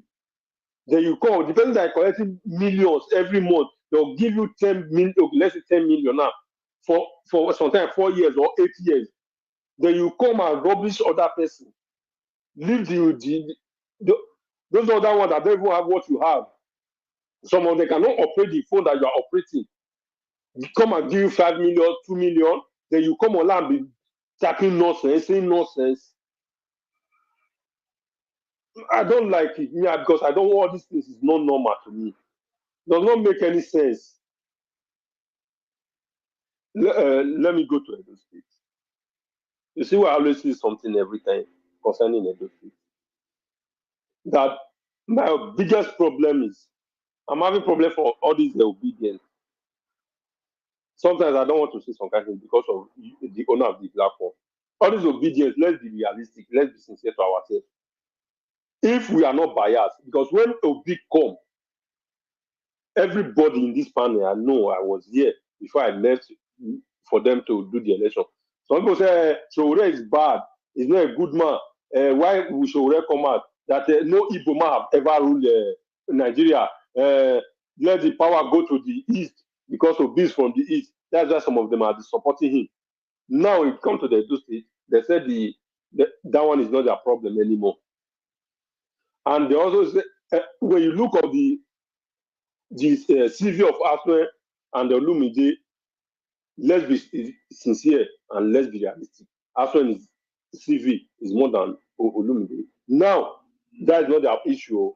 They don't even want to take care about that. And in their company, they cannot employ someone that his CV is more higher than other one. See why I don't like all these kind of people. Now, all those things does not matter. And when then, Showore is good, but this power have to go to the east. I said, me, I do not believe on that kind of thing. I believe on somebody that I know that can speak, somebody that I know that can stand. And most of them here always tell us that even that 1999 constitution is bad, it's fraudulent, it's not good. The only person that was condemning that 1999 constitution was Showore then. But they said no, so because Showore is from Yoruba, and Yoruba have ruled, I also have ruled, let Igbo rule. Now, they are here telling us every day, condemning. But you know, the biggest thing I always have is that they are not condemning as well. They say because of Baseki is supporting as well. And they're always here. When you, Mr. Naja will say, even if Obi go to PDP or APC, you will still support him. That you are supporting individual, not the party. All of them here agree to it. But now, they are saying because Aswe is from PDP, that is why. I don't know. Why are we deceiving ourselves? Where do we stand? Where do we really stand as in Nigerians? We'll come here, we'll talk this one, we'll go to the other side, we'll talk the other one. When the thing is going to our favor, we will like it, we'll clap for it. But when it's not going to our favor, then we change it automatically. Now, many of them here are saying it's not by tribe, it's not by this, it's not by where you come from. But then, 2022 and 2023, that was what many of them were speaking. It's only the candidate as Obi that was saying, don't vote for him because of where I came from. But here in this place, many of them, that was what they stand for. I don't know. What changed? Because Olumide come from Labour Party and Obi is from Labour Party. Now automatically you guys change. Definitely, the Nigeria is not going to change because this is what the politicians is still doing to us. They will change like Camilo in any minute, any seconds. That's what you guys are doing right now. Because I don't see any reason why anybody that's supposed to be, we said is supporting Olumide, when you know in any ramification, Aswe is better than Olumide. Let's forget even if Obaseki did well or did not do well. Because Obaseki after he dead, or someone like people that are supporting APC, if someone like did all the whole road in Edo State, and someone like Obaseki came and destroyed the whole road, then you'll be complaining. Osomole did and took all the whole money. Before Osomole become the governor of Edo State, he did not have a house. But the house Osomole have in Edo State right now is worth more than billion if it's not taken. But they come here and be praising Osomole. You will not condemn me that this man stole all the whole wealth from Edo State to build that for himself. Use all the rest money to marry new wife. That is not the problem. More. Then you come here and praise Osomole. Then you come here and condemn Obaseki to high heaven. I don't really get it seriously. Why are we like this? If you are standing for the truth, stand for the truth. If you are defending, defend. Let's know what you are defending is the right thing. Not that you come here and the same people. Because some people that listen to us cannot know what is going on, cannot see everything. I only listen to this ITV Benin every time. If you see people come there, you know that yes, truly Obaseki, he has never done perfectly in any way, but he has tried his own best. Let the next one come and say do more, and do more than that, then let the state move forward. So you come here, that's why I always get angry when this our brother, I forgot his name, I always call from Edo State. He always complain about it, did not do anything. He's living in Edo according to what he said. Comrade Stanley Osafunofo, they always said, anybody that I saw Obaseki did not do anything, come and challenge me if you're in Edo State. I will buy the food, buy everything. We'll go and check some of the projects that Obaseki has done. If really you are not, many of them support Obaseki because of what they will give. That is what some of them are still doing for this APC now, because of what they will give. Because the thing did not come to them, they are not condemning Obaseki that he did not do anything, because of the appointment did not come, or the money did not come, whatever did not come. Because you cannot tell me that you are condemning Obaseki totally. That's why you are supporting Akpata. Sorry, I said Akpata. This man that don't know left and right. That cannot speak out of what. If your daughter or your son speak like this kind of person, you will even disown him. Then you come here and be defending the same person. You are telling me that Obaseki did not do anything. Let that man go there. If you really want me to believe whatever he's saying, you should go and meet this Osakwe Nokodi. Two of them should go to live, show everything. If Obaseki did not do anything the way he always claims, then I will always agree with him that he supported Obaseki 2020 without expecting anything. Thank you, Mr. Najawat. All right. Thank you very much, Mr. Destiny, for your submission. We have you on the backstage, Valentine, but I can't see you. You're on the dark place. If you want me to bring you to the platform, let me see you properly. Okay, now I guess I can see you. Please unmute yourself. Unmute yourself. You can off your camera now. Don't worry if you want to. Off your camera. Okay, I'm going to put it on the screen now. If you no problem, it's not a problem. Okay, that's fine. Thank you very much for joining us. Good evening to you. Please, where are you joining us from? Good evening, brother. My brother, Mr. Najawash. I'm joining from Benin City. Thank you, my brother. Thank you. I bet tell us what it is up for the election day around the corner. Who will be your principal?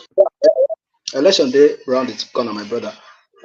We need to be factual. We don't need to be all these sentiment of you see during election time period. You see people like the incumbents with their surrogates coming to studio to talk all different kind of things.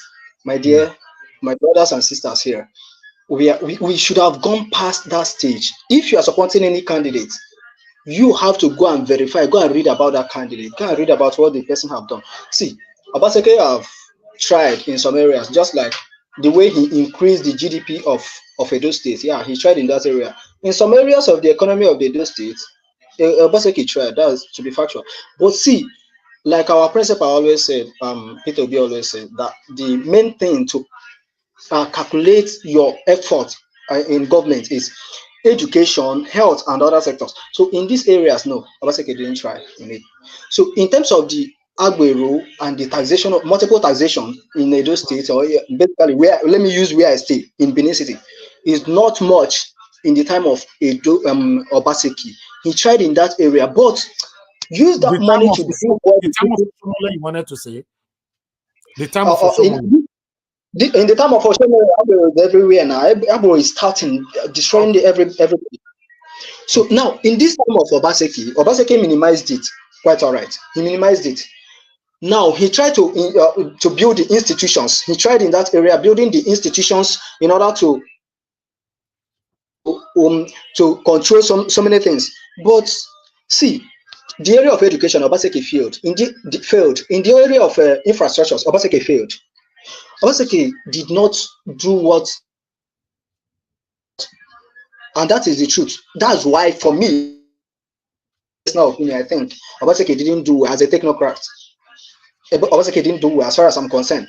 Now, coming to this area of, you talked about APC. No, for this one, APC is not in the ballot for me. The way within this ethnicity, go and ask anybody. APC is not in the ballot. What they are doing, they are trying to use the federal might for Edo people. Remember, Tinubu said he will give Edo State to them. Go and check. Go and find. I beg network. I beg. We don't want to hear this, our brother. I beg network. See now, somebody from Benin now talking to us. Not let her talk. Okay, you are back. You are back, my brother. Yeah, I can hear you now. Go ahead. If your network fail, if you can hear me, please, you must come back. Oh, can one hear you? Because now you they Benin, now you supposed to talk to us. Wait till they stop. See, my people, in network, don't let her talk. Oh, Tinubu network. Most say because Tinubu. God, see these people. Anyway, very unfortunate that we can't hear you. Try to come back again. You are still there though, but still you're frozen.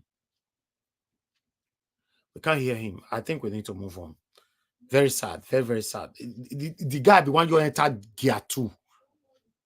Exactly. The one you enter gear 2. Now that time the network you take coming. I hope it comes back. But if he come back, anybody that is speaking, please, I will mute you. Mr. Jonathan, please talk to us. Good evening to you. Thank you. Thank you very much, Mr. Elvis. I greet you once again. God bless you for the good work you are doing.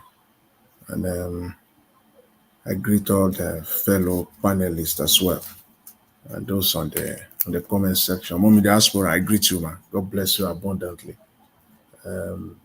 Yeah, I know those that are listening and all the callers. I greet everyone. Welcome. You know, today I just want to, speak on first of all, on the video, the interview. That is so much, you presented so much today. But again, as usual, we can't take all. We just deal with what we can deal with. 2 or 3 of them for me. Okay, Mr. Jonathan, please hold on. We have our brother back. Let's see if we can hear him now. You have some noise on your background. Mr. Najawaj, can you hear me? Yeah, Valentine, the noise on your background, please mute it. Anything in your background. Hello, Mr. Najawaj. I can hear you. Can you hear me? Yeah, I can hear you now.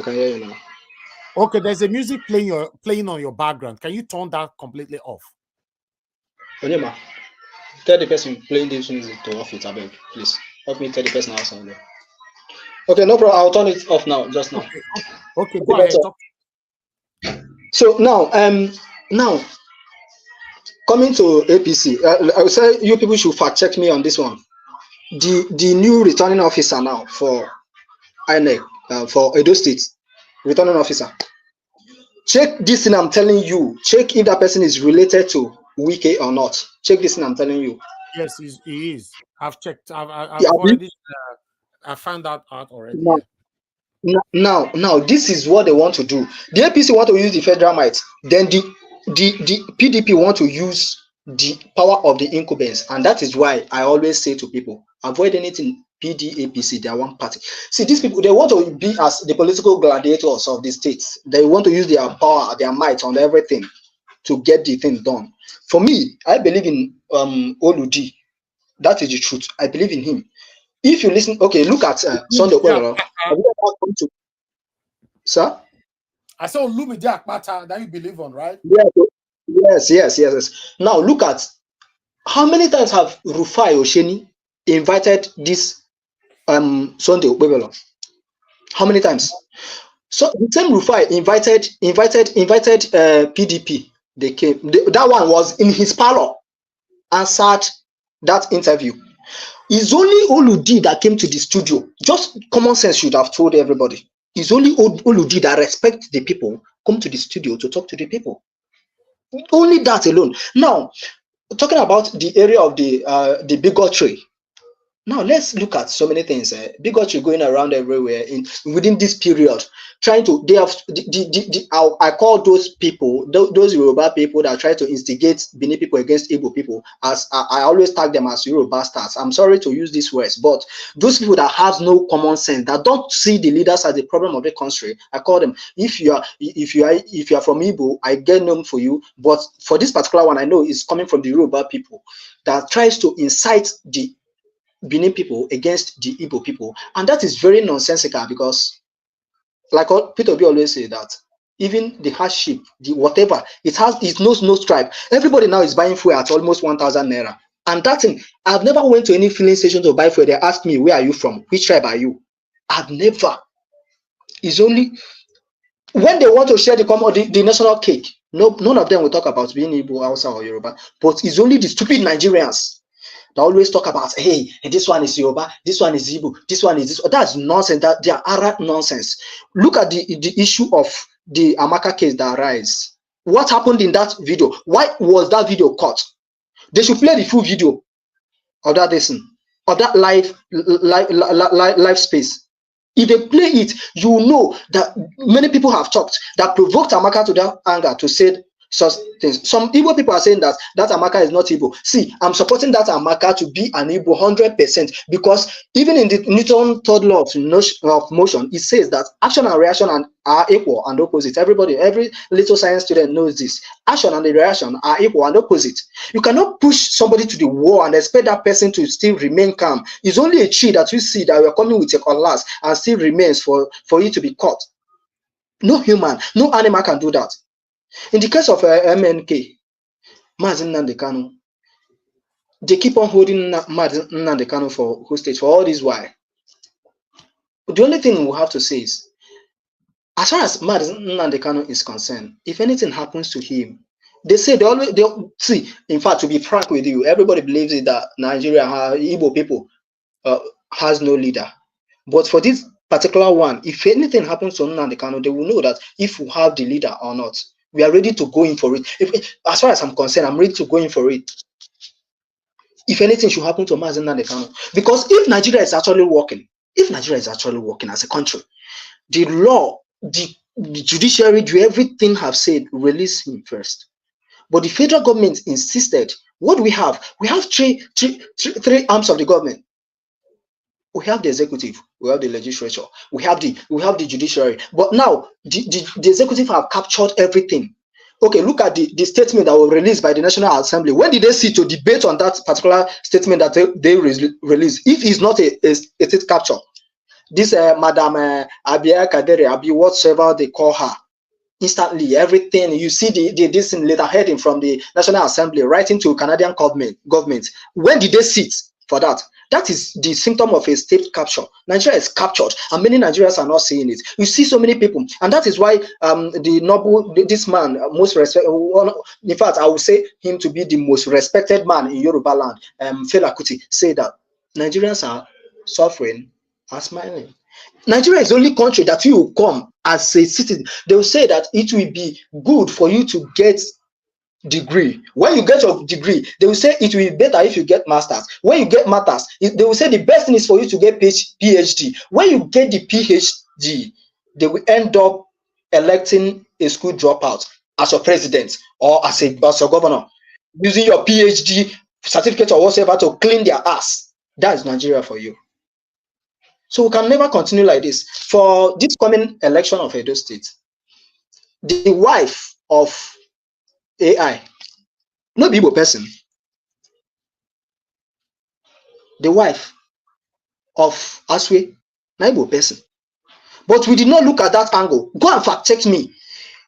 The people Igbo people have rejected as presidents in Nigeria, they are the worst. The people Igbo people rejected for presidents of Nigeria, they are the worst so far in Nigeria. That is just the truth. And that is why even the West cannot easily allow Igbos to go, because they know, the white men know, that thing they know. We Igbos also know it. And I need to be proud of my own nation. I need to be proud of, before I became a Nigerian, I'm an Igbo person first, before being a Nigerian. I'm an Igbo person first, before being a Nigerian. We cannot continue in this way. If we say we want to be a one nation, let's work to the unity of being a one nation, and don't allow ourselves to be used by the Western world or being destroyed every time by so many propagandas.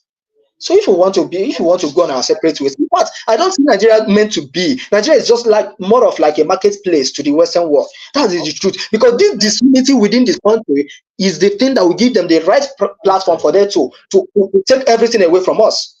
Mr. Valentine, how long? People will think that the Yoruba person is the problem. The Yoruba person will think that the Hausa man is the problem. The Hausa man will think that Igbo is the problem, and that is why they will have their way in to make our natural resources. They don't have such natural resources. How can you tell me that UK we have the highest natural reserve of gold? Where did it come from in their country? Okay, thank you. Valentine, how long have you been living in those states? I've lived in Edo State for 7 years now. Okay. So finally, I want you to re-echo that part where you said nobody is talking about APC in Edo State. Are you sure of this? My brother, Mr. Niger Watch, I don't have your contact, and I did not have this large platform to express. If not, I could have every day be sharing so many things online for people to. I want people to get the knowledge. I want people to know, to see the reality, and not all these propagandas going on. See, on the screen, you can be forwarding anything to me. The number is on the screen. Okay, I will take your number from today. So now, as far as Benin State is concerned, let me take.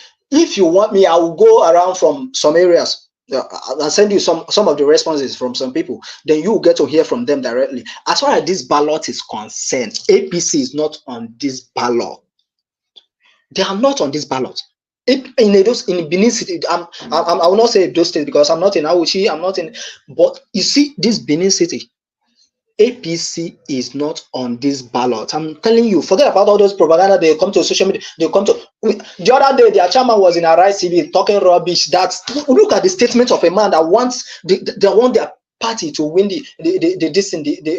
of a state. They say that Edo State is too poor for them to watch DSTV. That is very very bad for him to say that Edo people, that Benin people are too poor to watch DSTV, to watch Arise on DSTV. Can you imagine that nonsense? I listened to them. No, see, that day when he started that conversation, immediately he mentioned this nonsense. I off my data because I cannot waste my data on that nonsense because the man has no point. He has nothing to offer. They have nothing to offer. APC, as far as I do, look at the people sponsoring this APC. Look at the people. They are the political gladiators that are looking for ways to make the people to finish the people. Look at them. Just go and check all of them. Go and check all of them. I don't mean to be biased, but I need to check the backgrounds of people I support. I can't just be supporting people in naiveness or what certificate did of them have? What certificate did I have? So they cannot continue. We cannot continue like this. We have to enlighten our people the more. I will urge you to join us, if possible, every other day before the election. Election is on the 21st of September, just 21 days from now. So try to join us. We are here every day, 6 p.m. Nigerian time, every day, 365 days in a year. So try to come in more because your voice is going far now. A lot of people are listening to you. Currently, say about 690 something watching you across. So try to join us every day to speak to the people, to the mindset of Edo-lite all over the world. Thank you very much, my brother. I appreciate All your right, time. thank you so much, brother. Please, if you can get this connected to Sister Aisha Yusuf. Also, please, if you can get connected to her, also relate some of her. I know she's not feeling strong at the moment. That's what she said yesterday. Yeah, I noticed it. But she should also try everything possible to join Oludi to campaign in Edo State because people, many people look up to her. Yeah, I beg. She should try to come to at least Benin City. I'll forward it to our WhatsApp now. All right. Okay? Thank you very much, sir. Thank you. God bless you, my brother. I appreciate your time with us. Thank you. All right. That was a wonderful one from our brother Valentine. You know, there's a person where they say river, and I know how deep the river be. If they tell them now, say APC not get level at all for Edo, they all believe say Tinubu never help the ringam. You know why Obaseki, Aswen rely on Obaseki. So now, so you talk now, right? Okay, but meanwhile, let me continue with Mr. Jonathan. Mr. Jonathan, you have the floor, sir. Thank you very much for your understanding. Mr. Elvis, again, thank you. I greet you once again. You see, the caller, he spoke well, but there are just one or two areas where I profoundly disagree with him. You can disagree. Okay, you are still, I profoundly disagree. If you're talking of patient, the Igbo lady in Canada, you cannot in one piece of the mouth say, what he's doing is what she has done is right. You can't do that. What she did was sorry, my brother. Sorry. See for that one. Sorry. See, she's wrong. To be honest, she's wrong. She's 100% wrong for that. But what I'm saying is, let's go into Lagospedia, Remi Tinubu, Rene Omokri, Bino Ononoga, and the rest of them. That's it. That is good because we must be balanced in all that we do. Thank you for correcting that. Yes. We must be balanced in all that we do. Jonathan, yeah. Then going forward, I'll just talk about the interview. Let me quickly deal on that. The interview that Seun Okibaloye had with the Labour Party candidate. And I will submit today, for me, that is one of the best interview Seun Okibaloye has ever, handled on Channels TV. I give it to him. And I will ask him if he's listening or maybe now or later, continue in this trajectory. I wish going forward, you will demand specifics and reject generics from ministers, from this government. The way you reject generics and demand for specifics is one of your best interview. That is the way. If you handle politicians like this, I'm telling you, they will, before they come, they in fact, more than 50% of those that are coming to your show, they will not come again. They will be prepared. And today, for me, I am vindicated. That interview vindicated me. And because of that, in fact, I've saved that interview, because this interview is not only for today for me, it will play for a long time to come. That's why I talked about the double standard that I have seen across board when it comes to Labour Party. And one of our panelists here, Give Us Amanda, was talking the other day, I think yesterday, was asking that this election should have been just, a smooth one for Labour Party. And I asked the question, why? And I'm not going to answer the question anymore. Let people go in their honest mind, go and answer the question. Why? Why is it not so? Why is it at this point in time it's still kind of when you are not sure? And for me, I don't see them winning it. Why is it so? Today I am vindicated. Unfortunately, Edo people have entered one chance. Yes, you have entered one chance. All the three candidates who have entered one chance, they are all conny men, conny people. I just don't know. They are all corny men. This today, the anchor here on this broadcast was asking for specifics from Okpeolo. You said you have a business. You are a businessman, and sensible people are questioning it. Which business? Where's the business? How? Because they want specifics. They want specifics. You know, that's what they are demanding.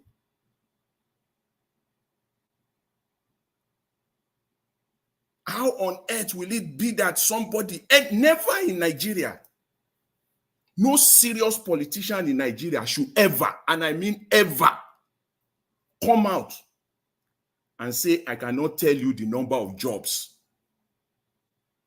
that I will create. No politician should ever come out and open his mouth and say that. No serious politicians should ever, and I mean ever, come out with bold face and tell Nigerians or the people of a particular state in Nigeria that he doesn't know how much a specific project is, a big one, a major one for that matter, is going to cost. Nobody should do that. That is deception of the highest order. That is deceiving the people. Okpeolo, they will ask him, why do you want to be governor? He will say, I will continue where Obaseki stops. And we all know this. We all know Obaseki. We know his abject, his colossal failure, and he's going to continue there. And this is baffling to me. And people cannot open their eyes for something better. They are all corny people. A simple question. Give us the number today. No, I don't have the number. How much will it cost? Let's look at that interview. How much will it cost for electricity in Edo State? All of them. I'm not putting it on the on Labour Party candidate alone. All of them, they are corny people. Give us the number of electricity. How much it will cost you? Listen, people. The first response was that I don't know. But again, pressed further by Sheung today, he said each local government, he will put 5 megawatts in each local government, and that 1 megawatt is $1 million. $1 megawatt is 1 million, and he will put 5 in each local government. And there you said you don't have the number, but you have just given us the number now. That's why I said, Sheung, that was an excellent interview because we forced the numbers out of his mouth. Whether it is right or wrong, we got the number. That's why I said it was the best interview, the best today that you have ever anchored. You forced that number out. What is the number? I don't know. Press further. It is going to be, each local, it will be, I'll make sure I have 5 megawatts in each local government. And each megawatt is, that my experts have told me that 1 megawatt will cost 1 million naira. We already know the numbers because it simply means that 5 megawatts is $5 million. And we already know that Edo State has 18 local government. And then we know that is $90 million. In naira, we now know that is 135 billion naira. So you don't need to quote all those numbers, but we know the numbers now from you, whether you say it or not. But you have stated it. It's 135 billion. That's what you are talking about, and that you are going to start in one. You are going to start doing it in 1 week. Edo State will have power within 1 year, which we all know. You and I know. If you want to deceive yourself, deceive yourself. It's not going to happen. Can't we be honest for once to ourselves? It's not going to happen. Now we know 135 billion, and that number is also wrong. That number is wrong. You will need more than that. So you yourself, you know that number, don't let me speak for anybody. whether you know or you don't know. But at least we know the numbers that you have in your, in your mind.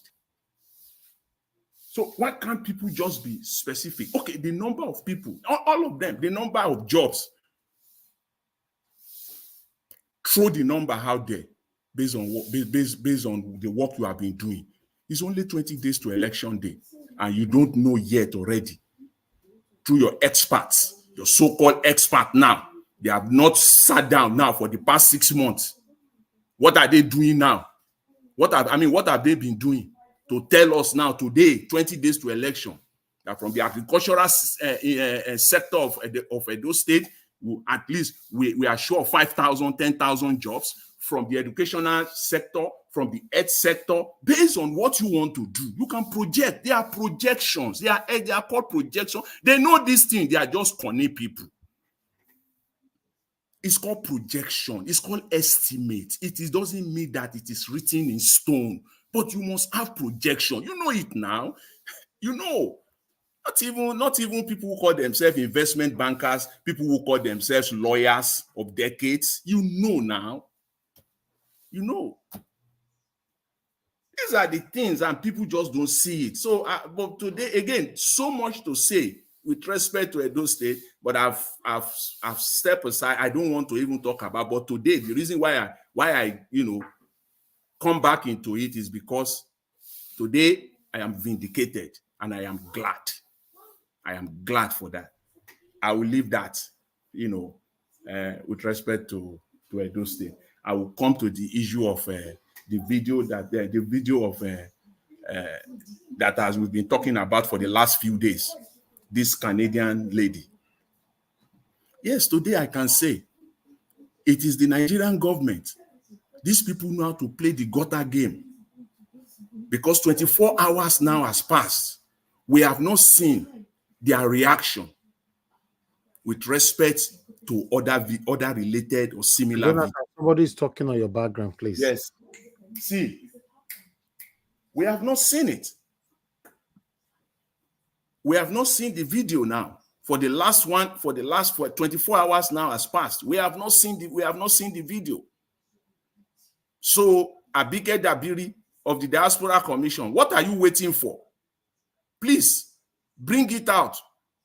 The Austrian, the Edo indigene that is based in Austria. We have not seen anything. We have not seen any letter written to the Austrian ambassador in Abuja. We have not seen that. And yet, so sickening, they will be talking of extraditing somebody. See, let me say this. On this one, Simon Ekpa is right. Whether you want to like it or not, on this one, he is right. He can go to court. If they want to kill somebody, they charge somebody for murder. Will he not defend himself or herself? Won't you have case? You just go there. This is our own defense. If you have proof that it is not so, bring it out. Bring your own defense out. On this one, Simon Ekpa is right. And there are evidences that fool the whole internet space, the whole social media space to corroborate it. And I can say I'm not a lawyer, but I'm not dumb anyways when it even comes to legal matters. I'm not dumb. I can reason logically. So even this one, if it goes to court, they will throw it out. Yes, not in Canada where there's rule of law. It's not in Nigeria. In Canada where there is rule of law, they will throw it out. Yes. In my own adopted country that I know, they will throw it out. If this evidence were provided in court side by side, your Nigerian case, you have no case. Yes. If she comes out, all they will ask her is that do you have proof? Are there witnesses? Do you have witnesses? Have you reported it to police? Do you have police reports? Are there witnesses? If you provide that, see this thing, the only thing that will happen to the girl, as the lady as I've said, is that she's fired, and I think the news is already out there. I think we heard it yesterday that probably she's fired. With that, I know I said it earlier about 2-3 days ago that one is, you can take that to the bank. but that she will go to prison or anything. You know, we have that Nigerian mentality that when somebody, you know, just go and report, just use your power, just drag the person to court. The kangaroo court, they will just, you know, use their power, and the way they will sentence a man that stole a pot of soup. The next day, he's already in prison, and people that stole billions, they are still dragging it. You think that's the way rule of law works here in Canada? It doesn't work like that. So if they have written also to the Canadian government, they will look at it side by side. This is not Nigeria. So it is okay. Even tell them the similar cases are banned all over the space. And then what is the government response? You have even given credence to this lady's claim as far as the law is concerned here in Canada. You are giving credence to her claim because the law system will look at it. What was the government response to all the other ones? Zero, nada, none. So why is the government responding to this one now? Then there is something. This is not Nigeria where there is no rule of law. And I've said they have exposed themselves. Should be ashamed of themselves. Because the day you brought that lady out, you're supposed to, all the other people too, should have been brought out that same day too. At least one or two to show that you are serious. This lady is going nowhere now. You are giving her credence. She has, in fact, all she needs to do, just get your lawyer. It's going nowhere. She might even end up suing the Nigerian government. Yes. Because, as I've said earlier, I will say it again. There are so many cases that are even worse off of other people. The question is, what did the Nigerian government do? Why are you now pursuing this? There must be something that is not clear to law. That is what they will now investigate. Why this one? Why? Get a good lawyer. You are good to go. So it is as I said yesterday, it is the Nigerian government that is involved in this. They took it to the highest level of the government, from the presidency down to the legislature. They reacted in the most unprecedented, unparalleled manner. Within 24, 48 hours, they responded to this matter. So please, let's just say it. Let's just say things the way it is in Nigeria, so that the country can move forward. Not just because we're supporting one thing and then we deliberately close our eyes to the truth. It's not for our own good. It's not for our own good. It's not for the good of our children and our unborn children. Let's just do the truth. Let's say the truth so that we can move our country forward. Mr. Elvis, I will leave it at that for now. Thank you very much. I appreciate it. Thank you, Mr. Jonathan. God bless you, sir. Thank you very much. Okay, the next person to speak to us is Mother Rita. Mother Rita, it's good to have you on the show. Good evening to you, man. Please, you have the floor. Yeah, thank you, Mr. Elvis. Good afternoon, Mr. Jonathan, and my brother from Benin, Mr. Valentine. It was a pleasure listening to your truth. It was a pleasure. It was very delightful. And, you know, I hope that you come here often. And I know Nigeria, you know, the internet connection can be kind of static sometimes, but I really appreciate the fact that you came, because we have somebody like Mr. Alex that, you know, from Amagba in Edo State, excuse me, that comes here and tries to educate the people of what's really going on. And I'm very, very happy that we have another person, you know, who lives in Benin and is telling us the reality, because we are sick and tired of this MOU, this kind of twisted narrative that they're putting out there, coming from the present administration, the PDP and the APC, you know. So this is grassroots now. This is a grassroots man. Mr. Valentine, thank you for coming, and I hope that you'll be able to come here every day. And my lovely mommy diaspora, Koye, Mr. Elvis, thank you so much for the opportunity that you've bestowed upon each and every one of us, you know, to, you know, keep educating people and inspiring people every day. It's because of you, and I give you your flowers. And there's something I wanted to say, and I want to say it publicly, Mr. Elvis. I know sometimes that you're a very humble man, and sometimes you don't want to blow your trumpet.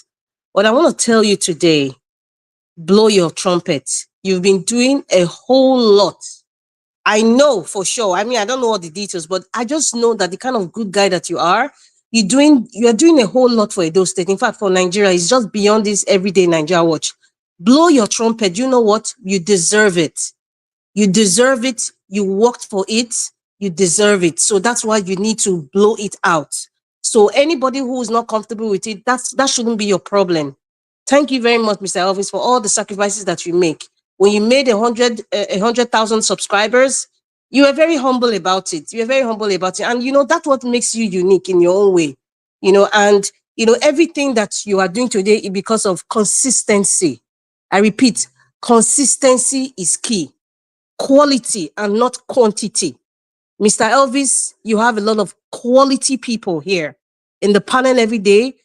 People in the comment section, people who are calling, we have quality people across the board, across your whole of Nigeria. It's not because you're a Benin man. Quality people, because you're a quality guy. You stand for the truth. Mr. Elvis, you deserve it. You deserve to blow your trumpet. I know you're very humble, but sometimes you really need to put it out there. Every time Jesus healed somebody, what does he say? Go and report yourself to the priest, so that the priest would know that this is what God has done for me. Not just keeping it to yourself. So therefore, Mr. Elvis, I want to tell you this. You do a whole lot of work for the community. You do a whole lot of work that many people don't even know, and you don't even talk about it. When it's time to blow your trumpet, please blow it. Please do it, because you deserve it. You earned it. You didn't steal it. You earned it. Blow your trumpet. Thank you so much for everything that you are doing and everything that you continue to do. Thank you, Mr. Elvis. Thank you, Mr. Elvis. God bless you and your beautiful family. Thank you. Now, moving along, going back to the business of the day. Mr. Elvis, I started watching when you were playing that, excuse me, the man on the APC, that was just, talking. Is it ITV? I don't know what you were playing, but that's where I started. But I think based on what people were talking about. ITV Benin. ITV Benin, yeah. So, based on what people were saying, and Mr. Jonathan, thank you very much for your submission about, the issue about that Canadian woman. I mean, I can't even repeat it. Mr. Jonathan has said it. The worst that can come to happen is that she will get fired from her job. But you know what? Canadian government, they ain't taking that woman nowhere. They have better fish to fry than some lady who was ranting rubbish, and the Nigerian, government want to make a hula baloo about it, So, I think Mr. Jonathan said it yesterday, they like to capitalize on a system that works to make them look good, So Abike Dabri and the rest, not all of them enter house, I beg. If you know that this woman, if it's us in Canada that have to tell the woman that what you're saying is wrong, that's bad blood. Whether it's Canada or even the guy in Austria, I think he said something as well. And, the likes of everybody in diaspora, that says this kind of bitter pill, you're spewing something very nasty, and it's very, very wrong. Yes, she needs to be admonished so that it will not repeat itself. If you live in diaspora and you spew this nonsense, be ready for the consequences. However, those ones who in Nigeria who are spewing this divisive, demonic, and satanic disposition all over, the federal government of Nigeria should deal with it. If they can't deal with it, it's going to consume them. In fact, it's consuming them right now because they all look so dumb in the face of the world. I'm sorry, Mr. Elvis, for my word, but that's just what I see. They look stupid. Stupid is not an insulting word, but if you look at the dictionary to tell you what it means, because that's just the nicest way I can use to describe what the federal government of Nigeria and their representatives are just doing. Okay, back to that ITV this thing. I think APC is cursed with bad representation, very bad representation from Mr. Diamond Rolex watch. Now to this guy whose body language looks like he was defeated. And then tomorrow you will not hear even the candidate of the APC embarrassing himself. It's really, I feel bad for him because he's embarrassing himself. And the likes of Governor Shomele and the leaders of APC, I don't think they love Edo State. Because if they really love Edo State, if they really care for Edo State, they'll have better representation. Please let it be clear. I'm not one to put people down based on you know, what level they are in the society, whether they're not as educated or they don't speak English or whatever. But, you know, we're talking about serious business. Over 4.something million people, if my statistics is right about the number of people in Edo State and counting. And, you know, with all the resources that we have, the human capital development, we don't need somebody who has presented himself like he doesn't, like his countenance, his aura, everything doesn't represent a leader. It doesn't. It really doesn't. And then Governor Baseki capitalized on the weakness of the APC candidate and choose to bring his friend. Yes, he says his friend he has brought to, because it's a family affair, it's his friend he has brought to be governor. He has imposed, let me use the right diction. Governor Baseki has imposed his friend under the umbrella of the PDP, because he will say, okay, at least Maon can speak English. Maon was chairman. Maon was this and Maon was that. The APC is nothing. But however, if you look at it, there is a senior child here, and it's Olumide Akpata.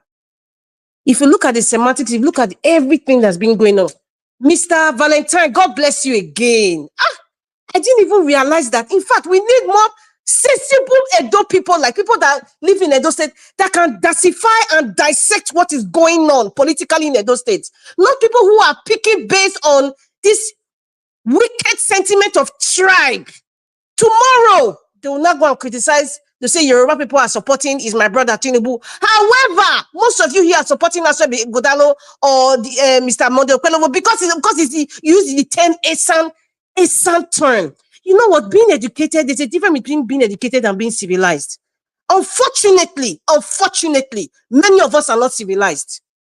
It's not about having a PhD. If you can have a PhD, you can be a professor, but you cannot be civilized as well. Take a look at somebody like a professor of rice and beans, so-called Nobel laureate. Does he sound like a civilized man on the way he talked about the 2023 election and what's going on in the country? Does that sound like a civilized man, even with the Nobel laureate and the professor of literature or whatever? There's a difference in being civilized and being educated. There's a difference. There is a big difference. And many of us here, take it or leave it, are not civilized. Many of us are not civilized because we tend to choose what this tribal thing that is innate within us. Like I said, we need to cut that umbilical cord. We need to cut it. Many of us don't even realize that is the path that we are following. You need to cut it because many of you who live in diaspora, you have seen many people who are Nigerians, Indians, you know, from Europe. They're taking government positions where you are. Even some of you are directors in companies. You are managers. In fact, I don't even use, you know, the First Nation people in Canada because those are the original owner. Nobody is saying, oh, you're from Nigeria. You shouldn't be there. When you are qualified and you seem to do the best job, you will get it. It's not about tribe. But in going back to Nigeria, it's like you now wear a different garment. So that's why I say many of us are educated but not civilized at all, unfortunately. PDP is not far from what APC is doing. Let me tell you, Edo people. Mr. Valentine, God bless you wherever you are, Mr. Valentine. Please, you come in here every day. Please be sending the videos of what's going on in the streets. I have clearly looked at all the candidates, you know, with the campaign and, you know, how they speak, the kind of questions and how they answer the questions. I have really looked in depth, keenly. Olumide Akpata has been campaigning on the grassroots level. If you see the way he speaks, if you really listen and see the way, and just listen to the way he speaks and how he talks about the different parts of Edo State, it means that this man is really ready for the job. If you listen to how Aswe Godalo speaks, you know he's a man that talks in a board meeting is Mr. Clean Up. Anything by thing, I just want to clean up. I don't care about the man at the bottom of the totem pole. It's not important. It's what is at the top is what's important. That's all I see. That's all I see. The APC candidate is somebody that is, Mr. Elvis, your rules in this channel is preventing me from using the words I really wanted to use. But I would say Mr. Mondo Pueblo is somebody like is in a cradle. Is in a cradle. And then you have the different people carrying him. Is somebody that is moving like Moses was pushed in the river. You are aiming anywhere you are aiming. The river is guiding you. You have no say about your movement. You have no say about feelings or what is happening. You know, you look dazed. You know, that's just how I see Monday Okpebholo. And we don't need such persons. And we don't need someone who is coming to pretend that you, all of a sudden, you love Edo, you care about Edo, you know what's up, you know this area. It is so fake. It is so fake. When I see Godalo talking, I see a man that is fake. See, with all due respect to him, I don't know him. That not do me anything. But what I just see is there's nothing real about his presentation to me.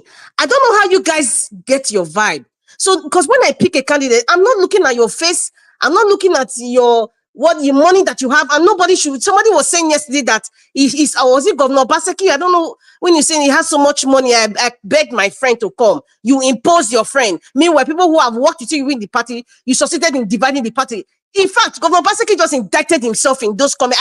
I was speaking a whole lot of things. I was just laughing. I said, oh my God, I wish people can really open their mind, think outside the box and listen to every single statement Governor Baseki made in that campaign, because they had to force the rabbit out of the hole because it was becoming too obvious. So Shomola is saying it, Pilepo is saying, everybody's saying that, where are you? Why are you not campaigning? Because you are a bad taste in the mouth of every Edo person.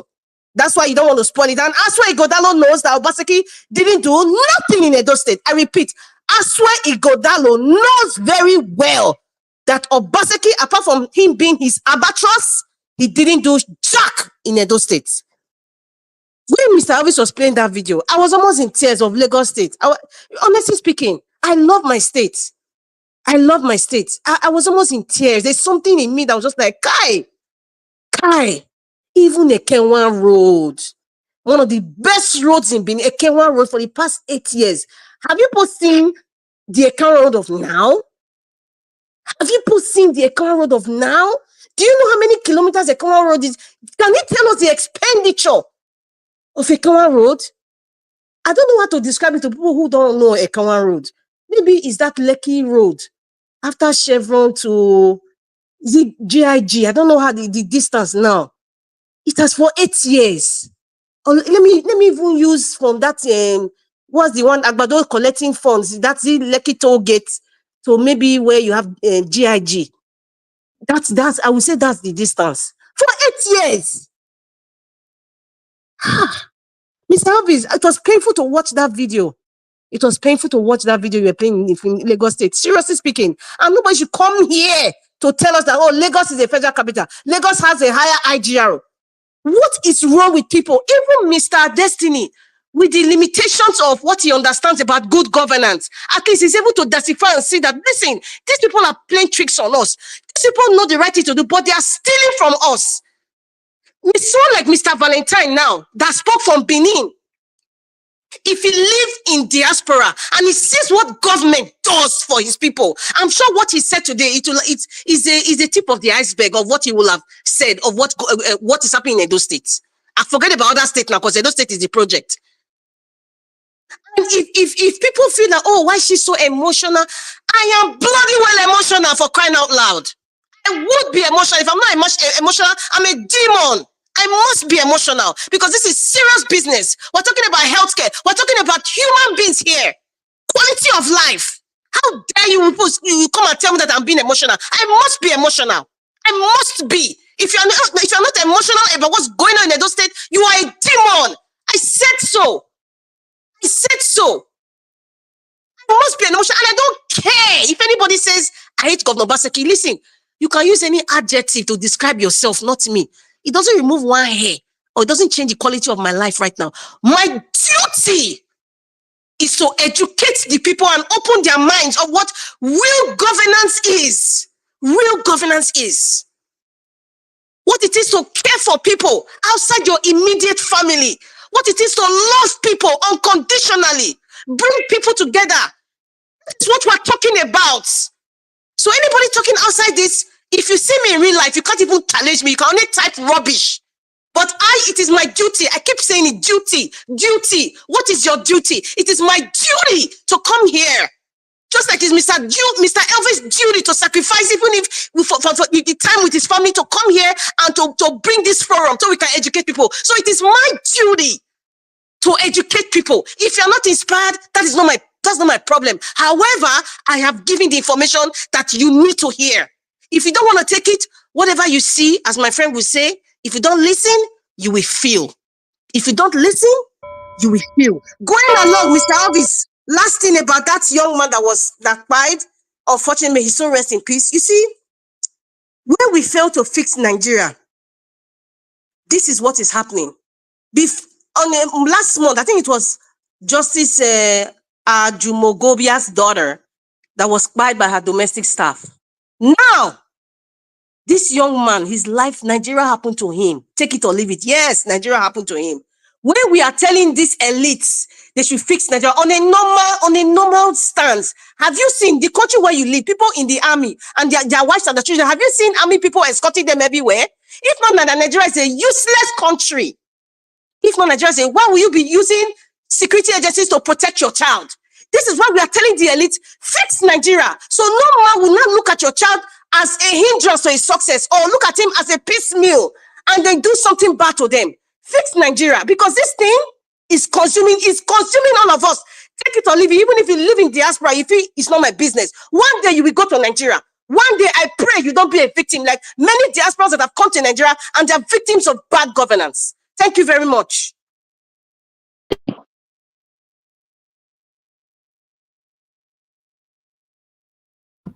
Wow. Father Rita, thank you very much. Mute yourself, please. I'm hearing myself. I've not called you yet. You are echoing. Thank you very much, Madam Rita. God bless you for your submission. Thanks for the wonderful speech about myself on the platform earlier on. I want to say I'm grateful. Sometimes we like to hear things like this. It's a great motivation to us. Every human being needs to be pushed, to be encouraged to do whatever they're doing. Thank you very much. God bless you, man. Thank you, everyone that's listening to me right there. And God bless all of my people. Help us to press on the like button, help us to share. Thanks for your time with us. Don't worry, we're going to be rounding up early today. So anybody that join us now after this is only going to get 4 minutes and both submission and final submission. But the people that I have on the panel right now have to get their normal 8 minutes. Then we'll have our final submission. But meanwhile, let me come to Ogashimizi. Ogashimizi, thank you very much, sir. Good evening to you and happy Saturday to you. Talk to us. You have the floor. Yeah, Mr. Davis. Good afternoon, good evening, good morning. Yeah, I greet all the panelists, Madam Rita, Destiny, Valentine. I greet everyone. Yeah, I greet the mommy of all mothers of diaspora who is supporting Mr. Davis for what he's doing. Yeah, Mr. Davis, I hope you're back. And how was the vacation? Okay. Mr. Davis, I want to go this way. Last week, I told you something about what happened to me. So I want to say this in this platform, so that people will learn from it and they know things that's happening, things that happen in this 21st century. Yeah. Let me start this way. I have a friend here. When I came to America, I after 4 years staying here, I got to know him. So, and these guys from my wife's area, from Imo State, which are from Anambra. So we started as a family. Has a family like me. We have family. Even my daughter is 17 years. His son is 17 years. They're just all our kids are the same age group. So at a point, I said, let me do something like, build a house. I started like a molding block. I say, hey, after everything, which I already started. So I now meet him, we're doing something common. We go everywhere. So I said, okay, I told him what I'm doing. I say, hey, you can start this. You can start a molding block, start building. He say, because he already stay here for 32 years. So he seniored me like with maybe like 3 years. He agreed with me. He started it, and we started building at the same time. He planning to move, get into the house on Christmas time. So all of a sudden they say they want to go because of the vacation of the kids on in the summer. So they want to just touch back home in Nigeria, just stay like 2 weeks and come back again. Before the students gonna start school. So they went back to Nigeria with the wife. Two of them go together. They went together.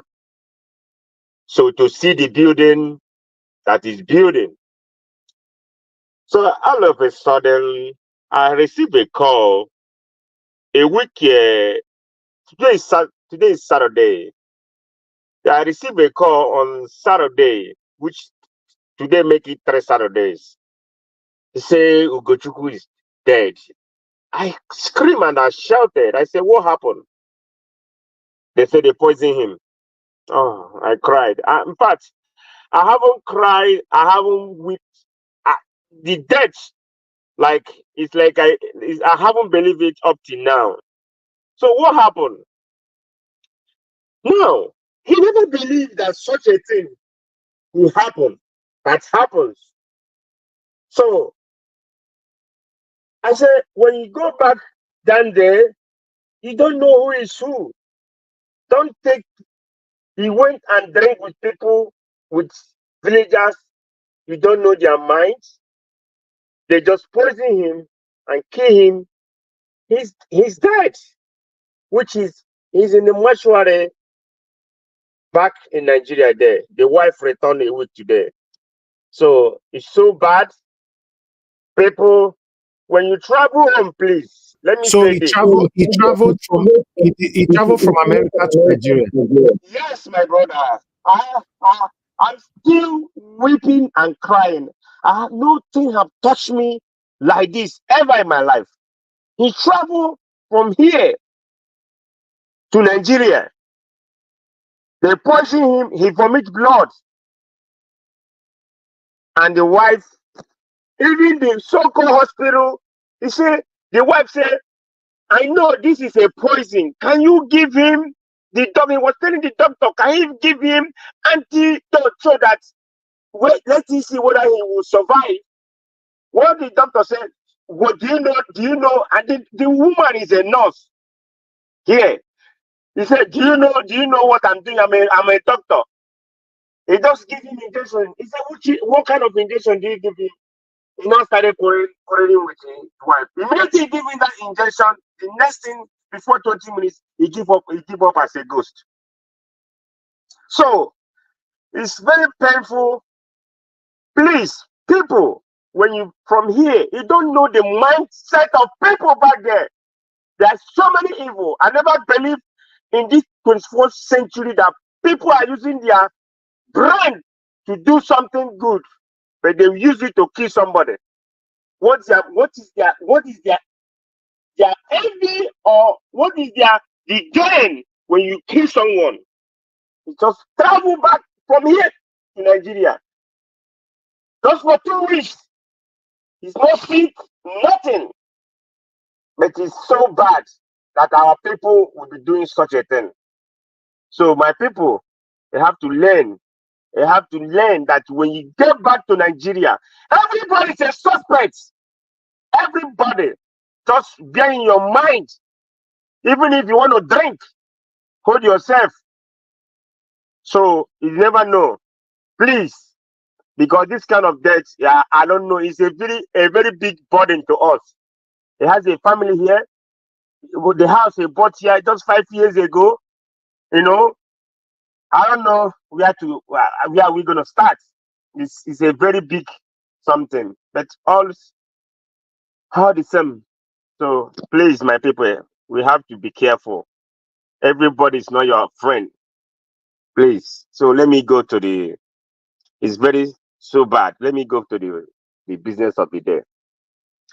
No, that's Miss Davis. That's the reason why I seek that period. So the reason why I didn't come, I was so even now just trying to get myself with all the same. So now, hey, Madam Rita, hey, you know why you are why you are concurring with Valentine because he support Olumide. Well, well, what Valentine said, I think is he said he never say the governor, the Obaseki never do very woefully as some of us here are saying, oh, he failed woefully, or he failed is a zero. Well, the best thing is for me, the person that will do the work for Edo State.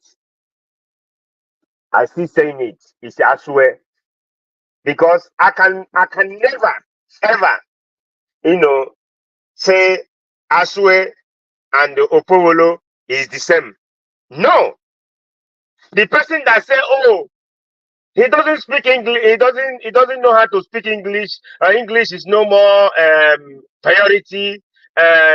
Maybe Edo pidgin English is the priority to speak. Whether you meet a white person, whether you meet somebody that doesn't understand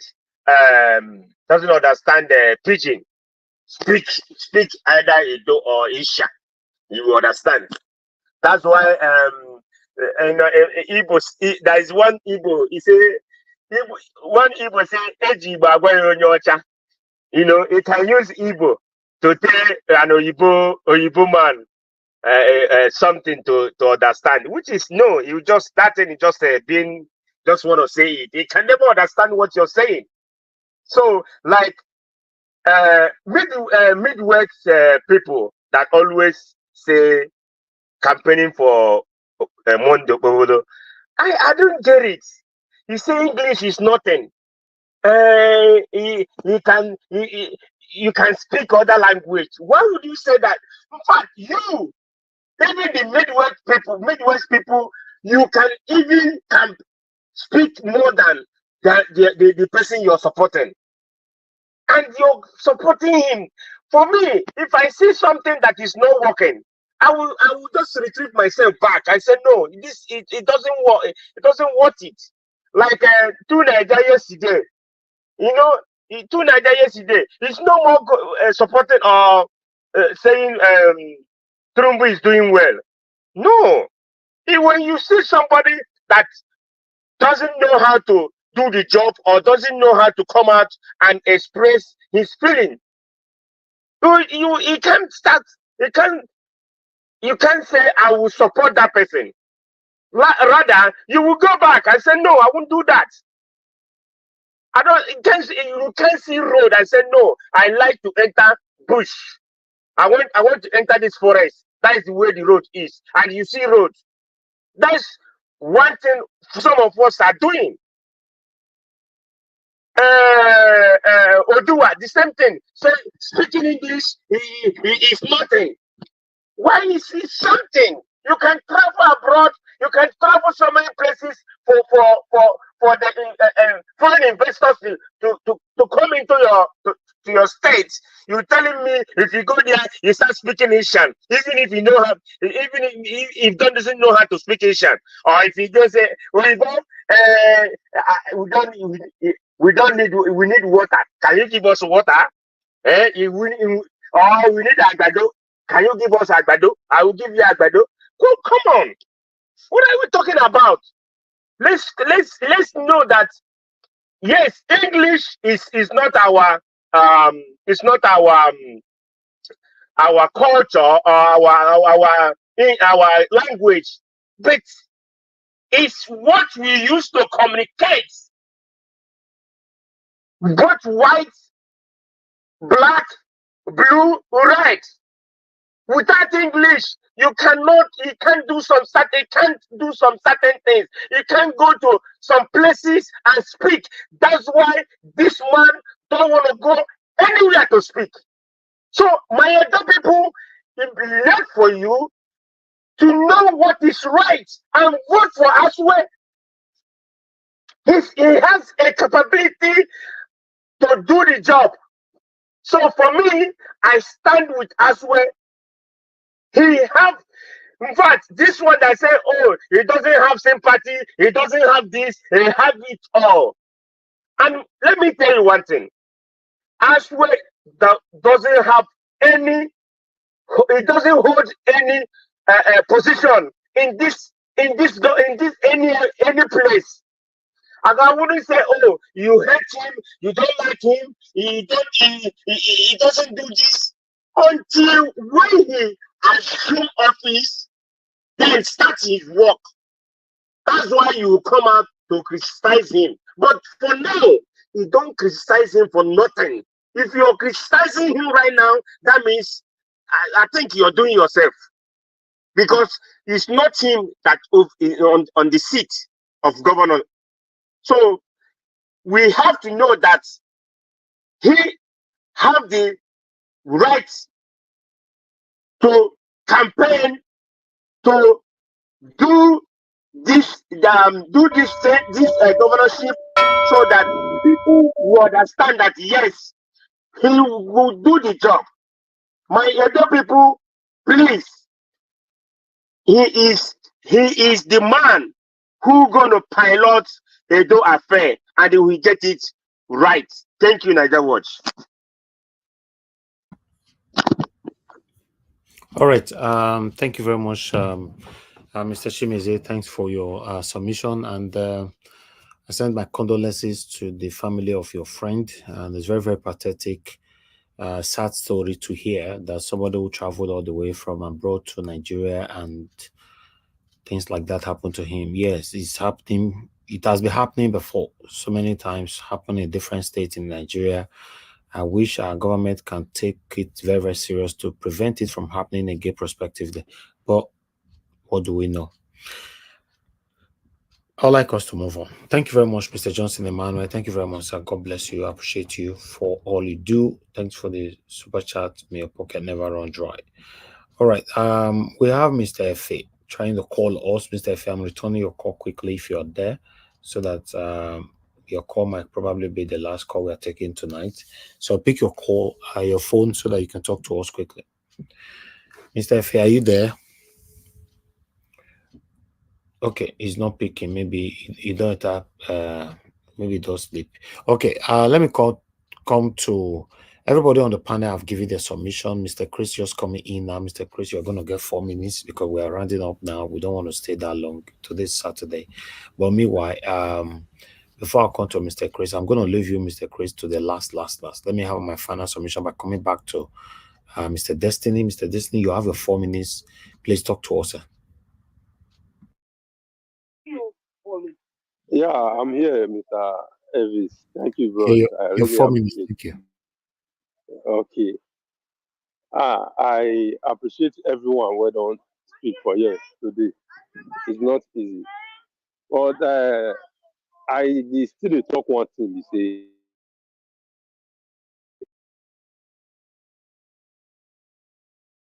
Talk the truth here. We will not talk, see, I swear. Now, I advise her to Obaseki. More remove all those things. More not to bring anything concerned I swear with Obaseki, because Obi was advisor to Goodluck Jonathan, and we know how that to be. Although we know say this clueless man, Buhari, and now Jagaban come make the country overworse. We know how that regime should be. So if you want to bring, Madam Rita talk on Anna say, let's look at people's resume and everything. If in a resume all of us we look for here, Madam Rita, my sister, where talk that thing, we go employ Olumide and leave us for a company. Now be the thing where they always Excuse me, sir. What did you say I said? Please, because you need to be very precise. If you are quoting me, please quote exactly what I said. Don't convolute my words, please, sir. I did Please not don't conclude. convolute He it said because Aswa we Godalo should is look not at, qualified to be in Edo State as Edo State governor please, because he please. has Obaseki You third term. said we should look. No, let's forget about that one.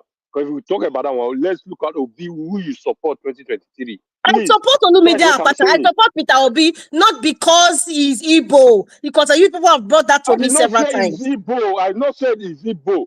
I said you guys support him and he support Goodluck Jonathan that was not okay in that country. You did not What are you say you are talking not going to about? support What is him. Goodluck Jonathan So has you to do with what the am I talking equation? about? I don't understand I you, don't sir. understand it. You are confusing me. Goodluck Jonathan did not I'm go not for confusing you. presidency last year. Okay, Mandarita, Where's let him Goodluck finish Jonathan's his name coming submission. from? When it gets to your time, you can respond to I that. don't Because understand it. Mr. Elvis, he called my name. So if he's call quoting me. me, That's he what I'm has to saying. quote me correctly. You will respond to Is him. Thank Obaseki you. call me right now? Mr. Obaseki is not Destiny. coming. Then why are you putting us to it? Mr. Destiny, go ahead. You have 2 minutes left. Thank you. Thank you, bros. He said Goodluck is not contested. Is Obaseki contested right now? But they are condemning Aswe because of Obaseki. Obaseki was advisor to Governor Obaseki. Peter Obi was advisor to Goodluck Jonathan. The regime was not okay for the country. Before Buhari came and messed the country up. So if you support Obi, then because he's okay, you check everything about him, he was qualified, then you are not condemning Aswe because Aswe was not qualified. Everything you people are condemning Aswe with is because Obaseki is condemned, they are the same party. And I know in this program here, even Mr. Najawo here said, even if Please Obi go to mute PDP, yourself now. Who's there? that he's going to support Obi, that is going to support Obi, even though Obi go Mr. to Shimizi, mute PDP. yourself. And many of you here that supported that is obedient say yes, that you people agree and support that you guys will go there. You did not condemn me that if Obi go to PDP, we are not going to support him.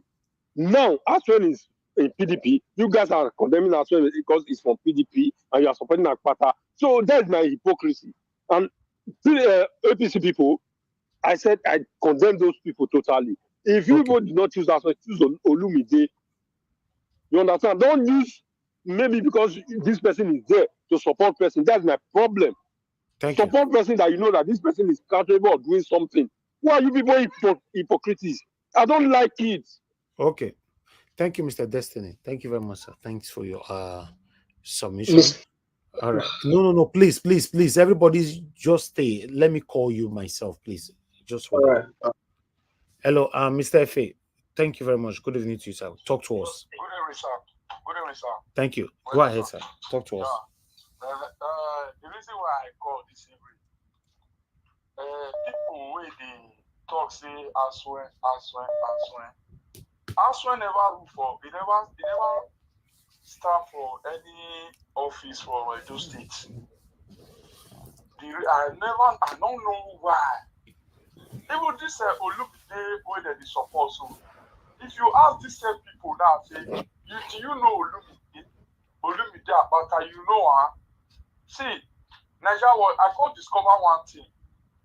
Some people, I not mention them, they take this platform, they set two traps. And the two traps where they set to, where they set for ground, so they set up for where elephant they pass. And this road, so now where elephant already pass. If you don't pass here, go pass here. No one may not pass. And you don't go work for them. Now parable and they make. Olumide is going nowhere. Without being told by people. See the poll where is it not at TV if I'm not mistaken that the other day. You don't see waiting as well the gap the rest two candidates. Why are we still disturbing ourselves? Worry, they just they waste our energy. Now as we get even the federal where they put up, they cannot do anything for Christ's sake. Where we don't deceive ourselves. I'm supporting me, I'm not a support party, I'm a support person. And if I see you are competent, you have the capacity, you are qualified, I will support you. I'm not biased. I'm from Edo State as well with other people. We are praying for Edo, so that Edo All will right. be a better state Thank for you. us. So it's Aswe get time. Thank you. Baba, thank you, sir. Thank you very Well much. done, sir. Thank you. Okay. Love God is my strength. Talk to us, man. Please, quickly. Good evening to you once again. I just want to commemorate with this man, Mr. Chimese, that lost his friend. You know, it's so painful. I've lost about 4 people that went to Nigeria and they died. My friend that I buried about 2 weeks ago, that she went to Nigeria. She ate egg, and that's the egg that killed her. We don't know what happened. I don't know what is why our people like this. 4 people, a woman that I know went to open a house in Nigeria. The day they were opening the house, that's when this woman died. So it is a thing that we abroad, please, when you go to Nigeria, I'm not saying anybody is bad, though. I'm not saying that, though, but we should look after ourselves. It's very important for our sake. Don't say, oh, this person I know before. Now lie. That's why you don't take where you see. You go, don't change. That's my advice to everybody. Thank you. Thank you, man. I like that. Person we don't take where you see. There's every possibility say the person does still change, either to good or bad. So yeah, I like that. So it's not left for our listeners to digest that on their own. But meanwhile, I'd like us to move on. Thank you very much, my people. Let me come to Mr. Valentine. Please give us your final submission, 4 minutes. Mr. Valentine, please unmute yourself. Mr. Elvis, yes, and everybody tonight, I thank God for this moment. This is the second time I'm joining people. The first time I joined you people, I think I didn't talk about today. I started it with, I was so much boiling within the starting of the context. So, but why I choose to talk at this moment is what Mr. Efe said. Concerning that Aswe is not part of this government, then that is this thing I always tell people to go and read about the antecedents of people before you support them. Go and check about Aswe with Obaseki's government. I will not say anything about it. I don't want to, in fact, because I think I wrote it within the comment section. But right now, fact check me on this. Go and check about if Aswe is part of this government or not. Then go and check about Oludi. He is the former NBA chairman of the former NBA chairman. Go and read about his antecedents. Now you are mentioning about people supporting. There is another person that is mentioning something as if people are supporting Oludi because of Peter Obi. No, it's not just about Peter Obi. It's not just about Peter Obi. Listen, during the time of Jonathan, somebody mentioned that either Mr. Ife or the other person mentioned that during Peter Obi was within Jonathan's government. Look at the economy of the country that time. During the time of Jonathan, the only government that superseded that Jonathan's government was Yar'Adua's government, which did not last.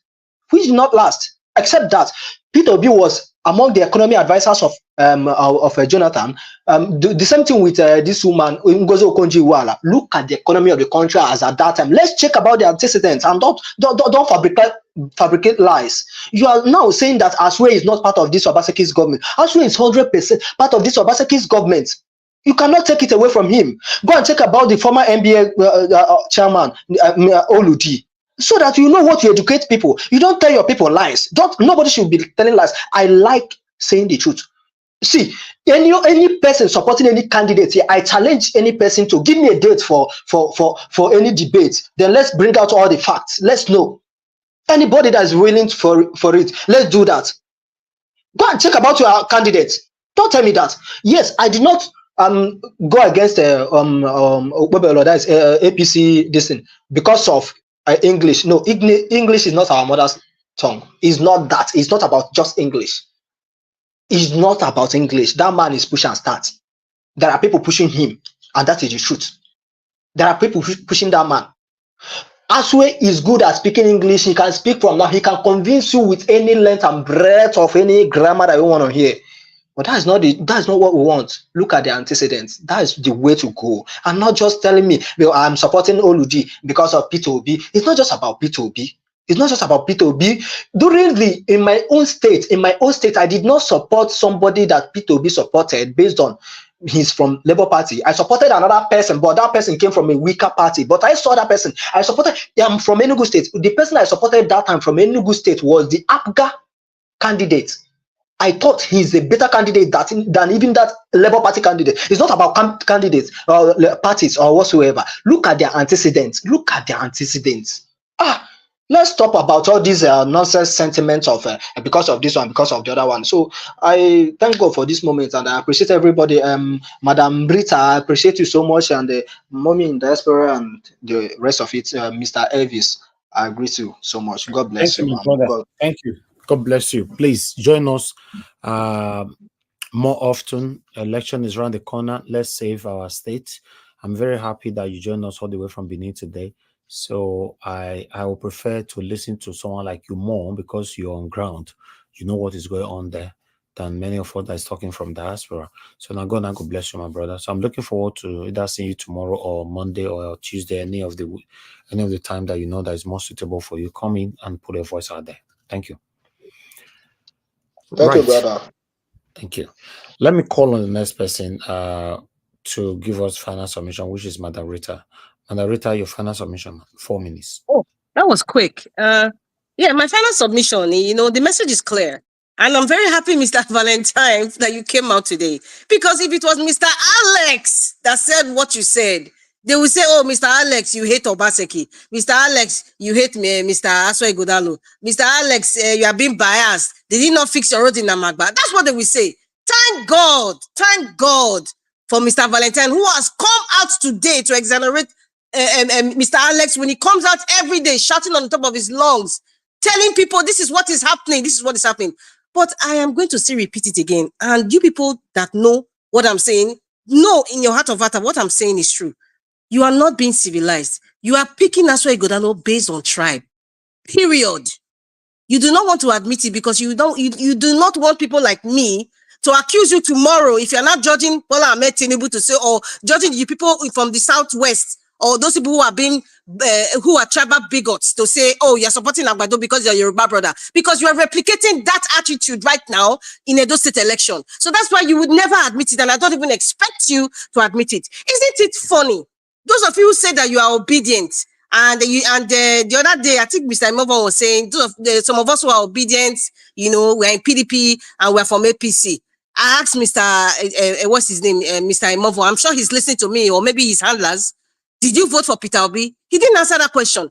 I didn't expect him to answer. And another very funny thing, this same Governor Obaseki, this is to the so-called obedient, so I'm talking to.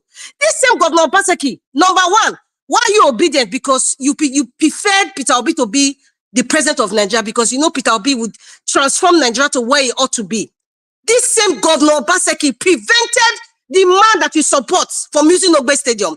This same Governor Obaseki will say we will run out of steam. How markets today? How markets during the presidential election? Labour Party won, hands down, in a state that the chief executive officer is Governor Obaseki. If Governor Obaseki was so good, in fact, he did not, listen, if Governor Obaseki did so well, with the way Edo people supported him in 2020, because he's an ingrate. I am not insulting him, he's an ingrate, yes, because people who suffered, toiled, old people, young people, everybody, diaspora, they sacrificed, they spent money, and this is what you did to them. Edo State is like a shithole. I am saying it because I've been to Edo State this year. It's like a shithole. That is why I say he's ungrateful. And I tell you people, Governor Obaseki is going to betray you. Take it or leave it. In fact, I don't even know why Black Panther is not here. Governor Obaseki is going to betray you, Aswe Godalo. Those of you in PDP, please. You must see my brother and sister. I don't hate you guys. Oh. It is not a soccer game. This issue is not about, oh, it's my party that won and I will not be jubilating. No, it is not a soccer game. We are fighting for the soul of Edo State. And it is my duty to tell you people where the ball is supposed to go to. And that is for Labour Party or Olumide Akpata. Because at the end of the day, people who are shouting Obaseki Obaseki is not going to no jail. This is Nigeria now. Come on. And that is why I say Obaseki is going to betray Aswe Godalo. So please, my brothers and sisters in PDP, do not waste your votes voting for Aswe Godalo because he's not coming to Osadebi Avenue. Please, use your votes to vote Labour Party. Because the ones that are expecting federal might, if all of you gather and vote Labour Party, they cannot rig it. They cannot. They cannot rig it. Wallaho, and female, those of you in diaspora, tell your EA for us, tell your brother and your sister. If they want transportation money, give them transportation money, tell them to vote Labour Party. Because PDP, Aswe Godalo and Mondo Pebolo, those are people from the umbrellas of godfathers. And when you have godfathers, they have nothing to offer but to pilfer the treasury of Edo State. So vote for Labour Party, my people. God bless you all. All right. Mandarita, thank you. Thank you for your submission. Now, so election period, the bill, everybody body they hot, not be small. Let's call on the next person to speak to us, which is Ogashimize. Please, your final submissions are 4 minutes. Yeah, Mr. Davis, thank you. Thanks, sir. Thank you for having me again. Yeah, Sister Rita, Madam Rita. Oh well. Let me say something first about kidnapping issue. There is one there is this thing I saw this morning. So this kidnapping issue is a very big problem now. This young teenager. This happened in Onitsha. So he entered a keke. They call it other keke. So that's more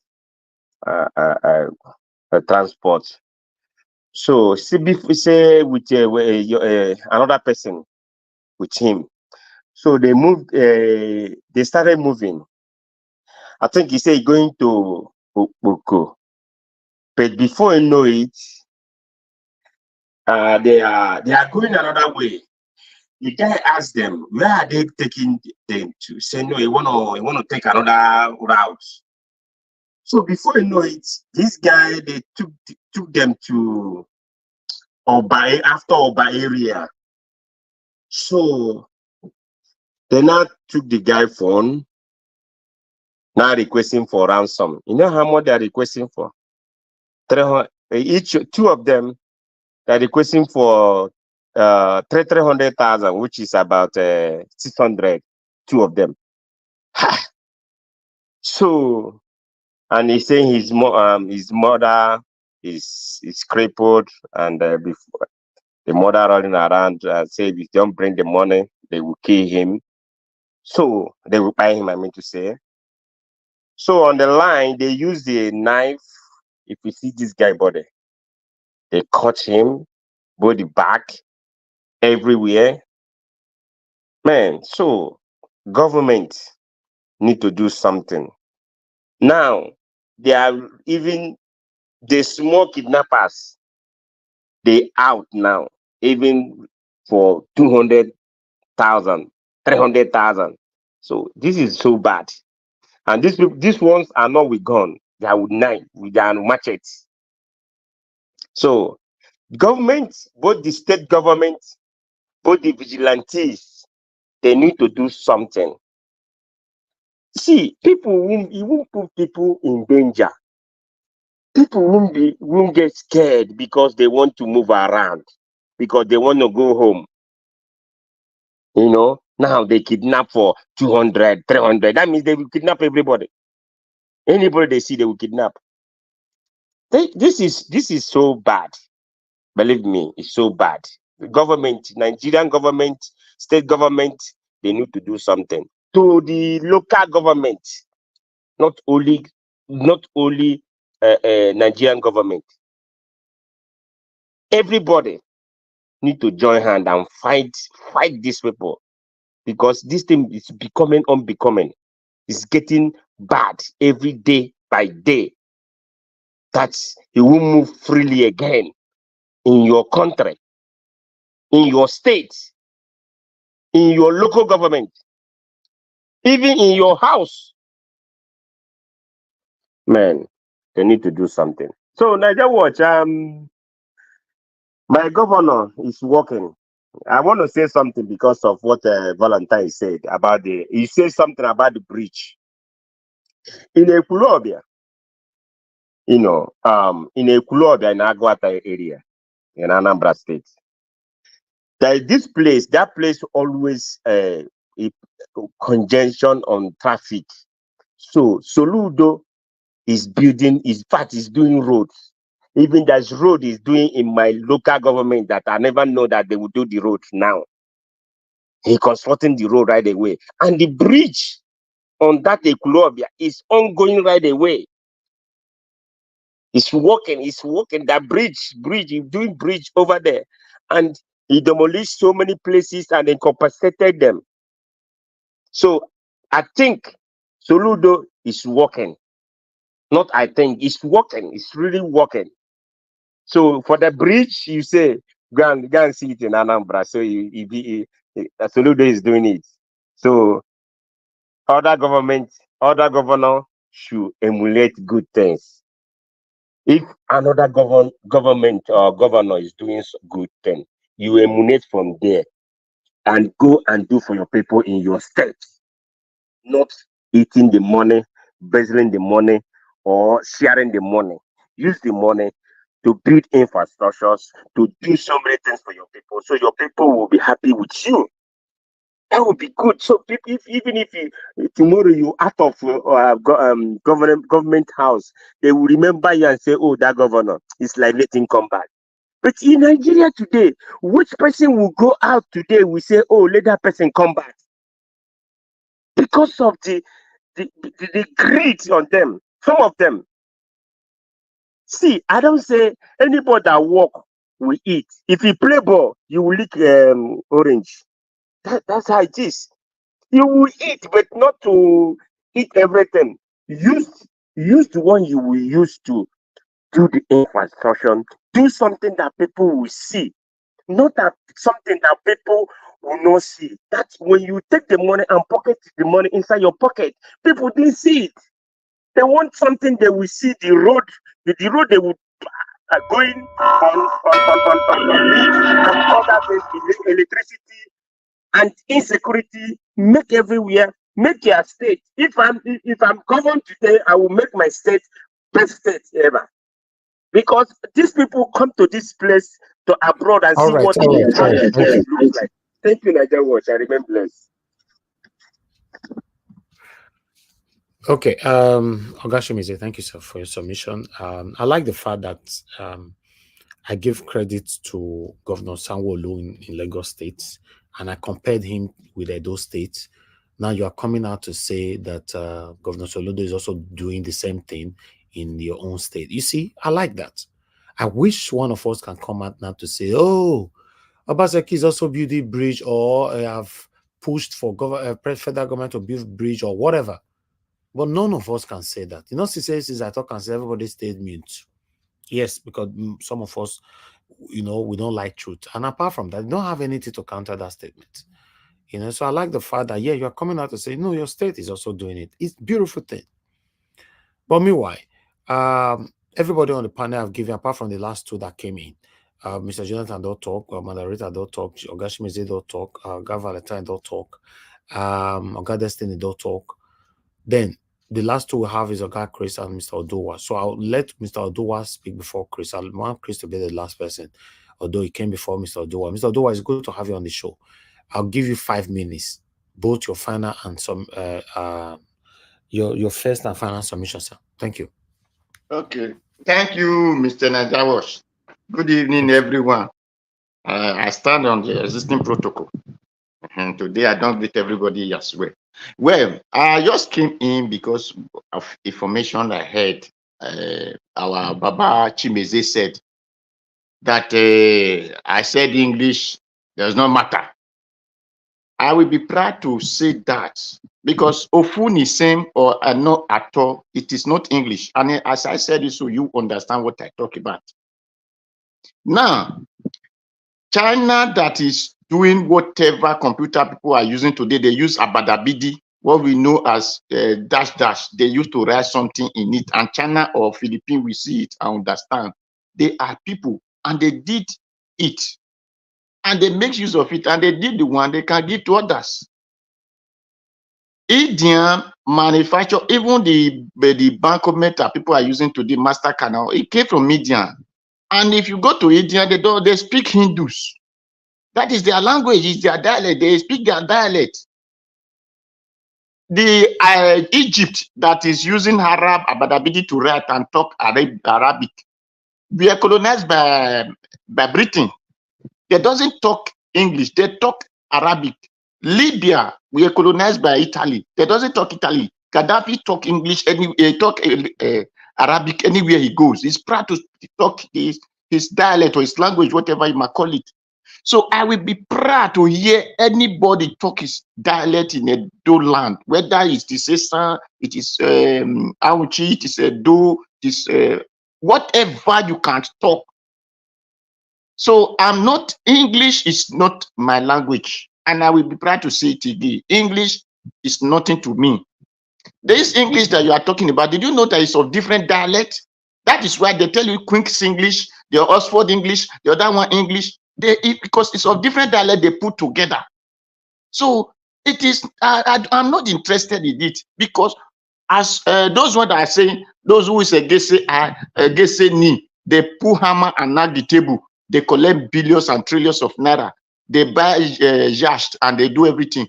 Does that create company for us? Does that make the road from Edo to Abuja a good road?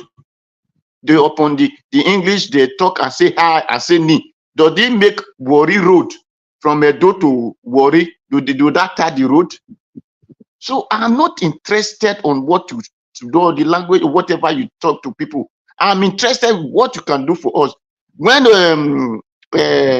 this man came to carry our cement, that is now making use of selling cement for us, that we are not trying to buy cement of our land, isn't by English, isn't not because he think and this is what will benefit me.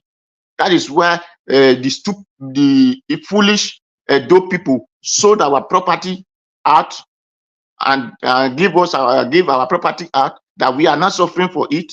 That today dope people will be shouting, cement is too cost, cement is too cost.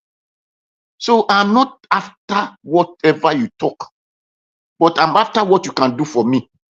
When the Bermudia we are creating factory, making that cement factory and Bendebiri and the road it was tiny. It was not tiny because it can talk broken, it can talk anything. It was tiny because it was doing those things because it has the feeling of the people. I know that this is what my land needs, and he's doing it. So that is what I'm concerned. It is not that they say this one go to Oxford, you go to Harvard, you go to this. Those ones that go to this. As Wole Soyinka talk English, what company did they have?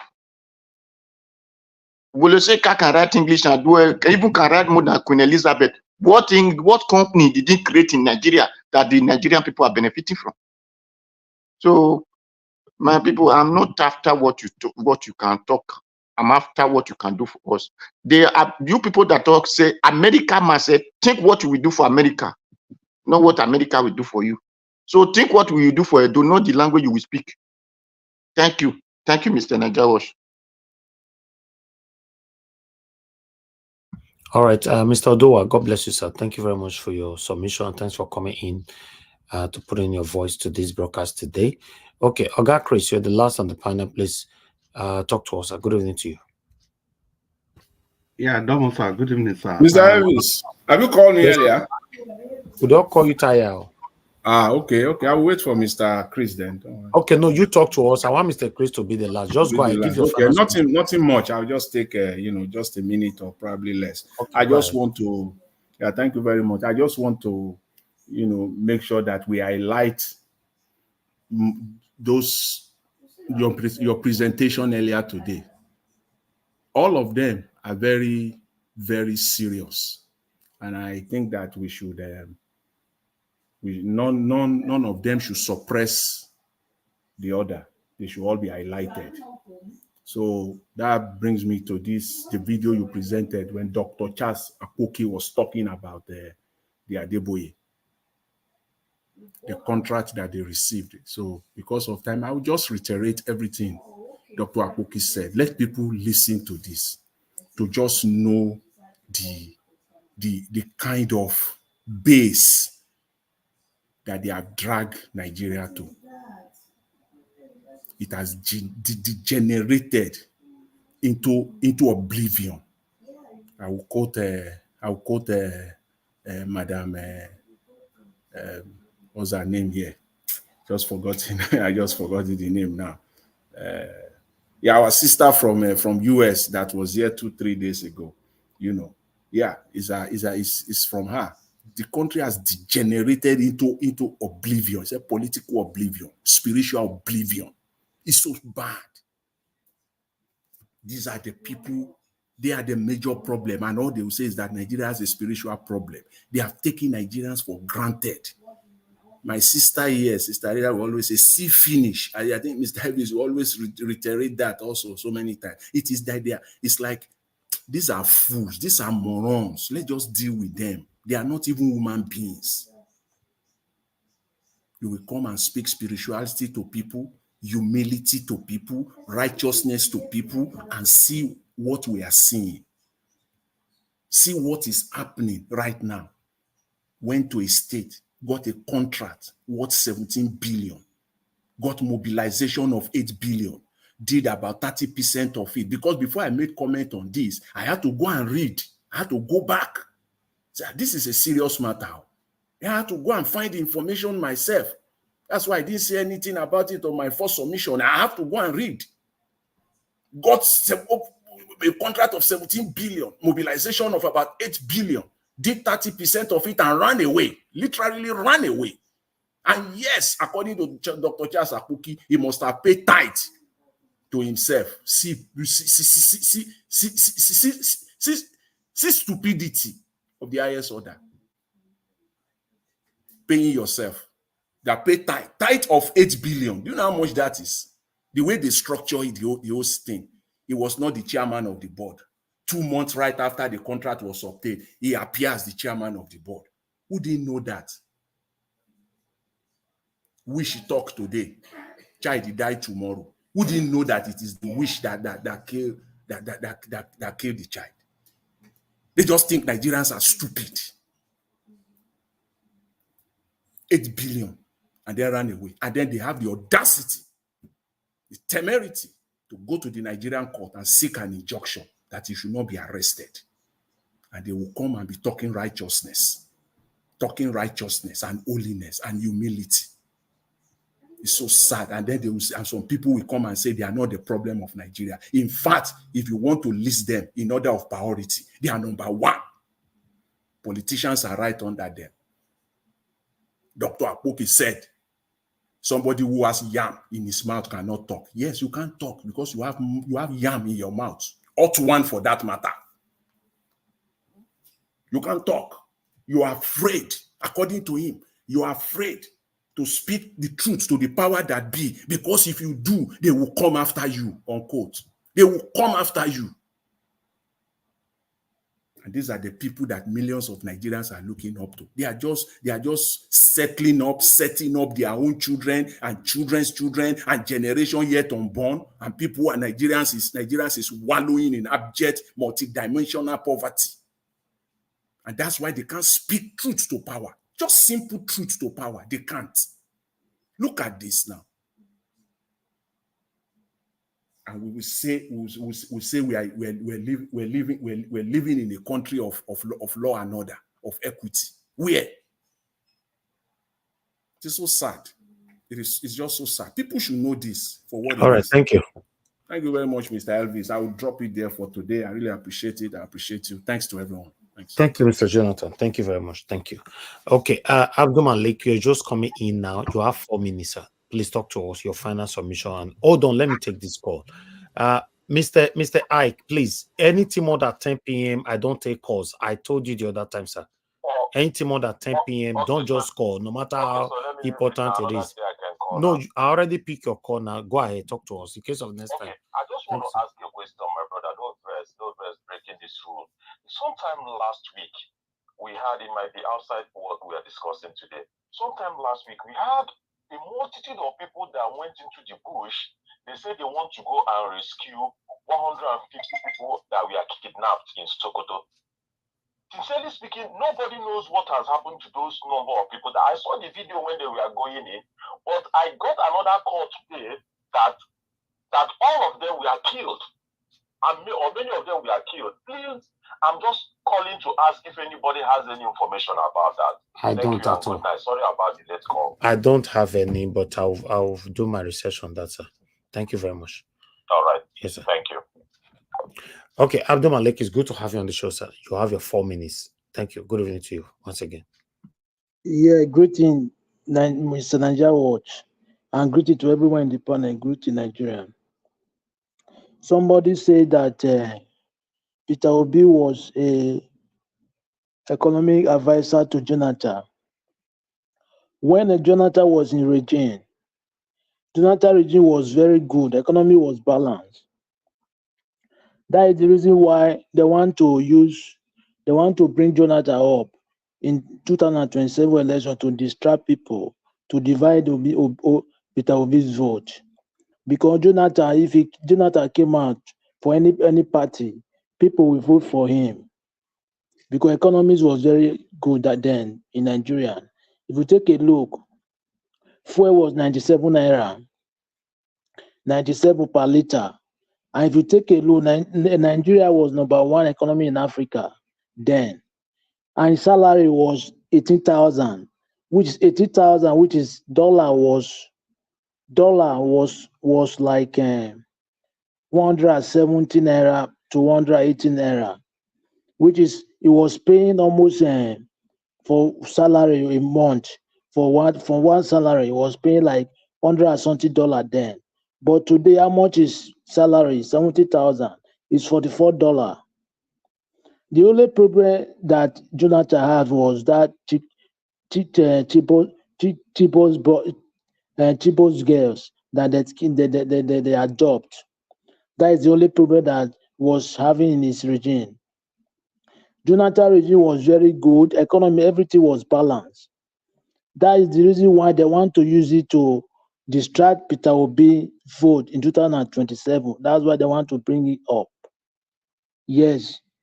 Don't say that even though Peter Obi was the economy advisor to Jonathan, if you take a look that previous year, Jonathan regime was very good.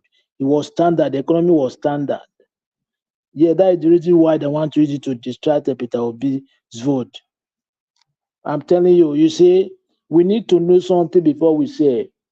According to Martin Luther King, he said one day people will understand that English is a language, not a measure of intelligence.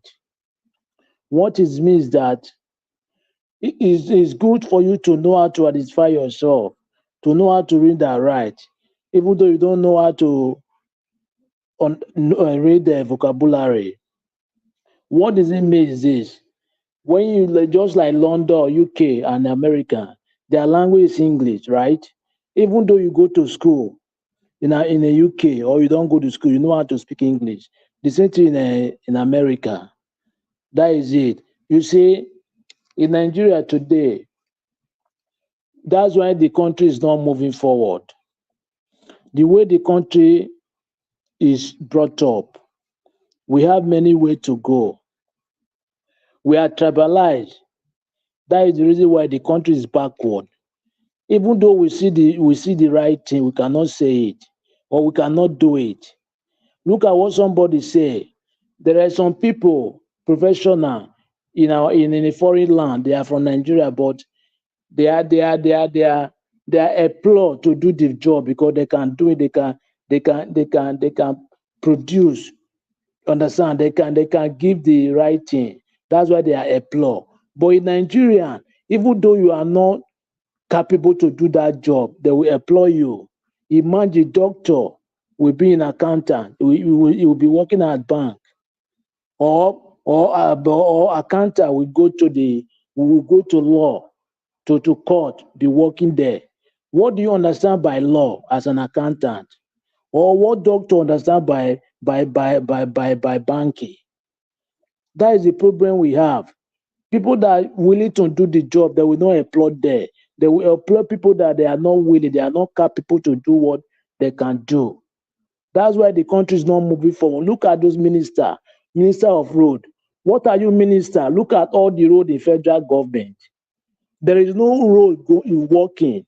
But why the minister of road cannot do his work, his job. You see, he don't supposed to be minister, but they employ him. But the road you see everywhere in the every road in the Nigeria is not there. There is no good road. Thank you very much, Nigeria Watch. All right.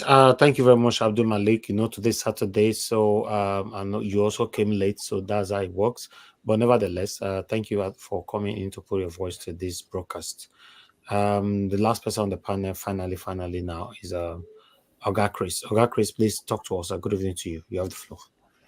Yeah, Domosa, thank you very much and for the opportunity to still be part of the program and despite coming very late. Good evening to everybody. Please let me stand on existing protocol. Mommy Diaspora, good evening to you and thank you for everything that you do. Yeah, like I said, I came very late and I barely met some of the people talking.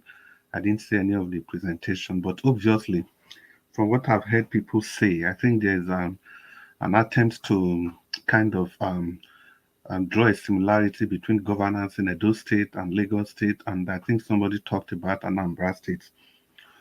And somebody still mentioned about calling Obaseki woefully, and Aswen Godalo has the appropriate CV to move Edo State forward. Well, I'm just going to continue with the fact that Obaseki did not fail actually, but he failed woefully. I can't find a better adjective to qualify his level of failure, and the reasons are there and they are obvious. Yeah, before we delve into Obaseki's failure, today we are talking about Aswen Godalo. Of course, they are both cement twins that you cannot really separate from each other. They have the same umbilical cord. You see, this idea when people keep talking about Aswen Godalo has the CV, I keep wondering, what kind of CV does he have? Now, listen, if you want to employ somebody for the job of a cook, even if the person has 50 degrees in different kinds of engineering, that doesn't automatically make that person more qualified than somebody that just attended a 6-month program on cooking. We have to get that distinction very, very clear. As long as I'm concerned, concerning government, public service, Aswen Ighodalo's CV is 0. If you want to argue that, I'm ready at any point in time. I don't even want to mention the APC's candidates so that it doesn't, I don't want to promote the guy at all, because they are all the same thing. When we talk about governance, your service to the state, I cannot see anything in Aswen Ighodalo's CV that points to the fact that he can actually deliver service to people, not under a corporate setting, but under a political structure, under a democratic structure. The reason I say this is that Aswen Ighodalo, if you look at his CV clearly, yes, sterling performance in law, business law, and stuff like that. But immediately he was given a position to serve as the director of the Nigerian bureaus. That is even a quasi public service. Do you know Aswen Ighodalo? Just in February, 17th of February, he recorded a loss of 106 billion naira. 106 billion naira. So I don't know what's in his CV. The other thing I could have looked at in his CV, this is somebody that has been part and parcel of his state government, and he refused to register to be part of the political process. He never voted in 4 election cycles. He never registered as an electorate, somebody from Edo State. That ought to be another thing that you should look for in the CV of somebody that wants to govern a state. And I can't find that in his CV. So again, with respect to that, his CV is 0. Completely 0. Then again, this is somebody that lacks complete empathy. It doesn't have the wherewithal to govern people. There's a difference between Aswen Ighodalo is a corporate man. Can you people not get this clear? There's a difference between corporate governance and political governance. There are 2 clear-cut distinctions. Corporate governance, you owe your allegiance to the directors and the owners of your company. Whereas we are talking about politics, you owe your allegiance to the people that voted you in power, That is the same thing that Obaseki lacks. That is what Obaseki failed woefully, because they only think in terms of themselves. They think in terms of profits and not the people they are supposed to govern, people they are supposed to superintend over. For 16 years, Aswin Udalo has not been part of the polity. So completely, he failed again in that aspect. And I can't find anything in his CV that points to the direction that he's going to be a good public servant. Nothing. And they're still talking about that. Let's talk about Obaseki. Obaseki failed woefully because of many reasons. We don't even want to go to the budgetary allocation. We've talked about that, from 250 to 450 billion, and you spent 95% of that fund doing what? We cannot see. At least we have all agreed, at least, that he failed in road construction. Just last week, his friend Aswe Godalo told all of us in a video that was played here that the schools are overcrowded, that is going to solve the problem of overcrowded schools. So who has been in power for these past 16 years? Who made the school overcrowded? Obaseki, their Adam Soshomole, their grandfather, and Obaseki, their father. These are the people that have made the school overcrowded.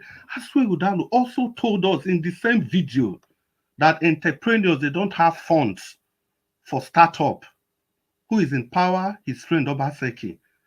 And he said there were no jobs. He was going to create jobs. He said these are the problems that he wants to come and solve in Edo State.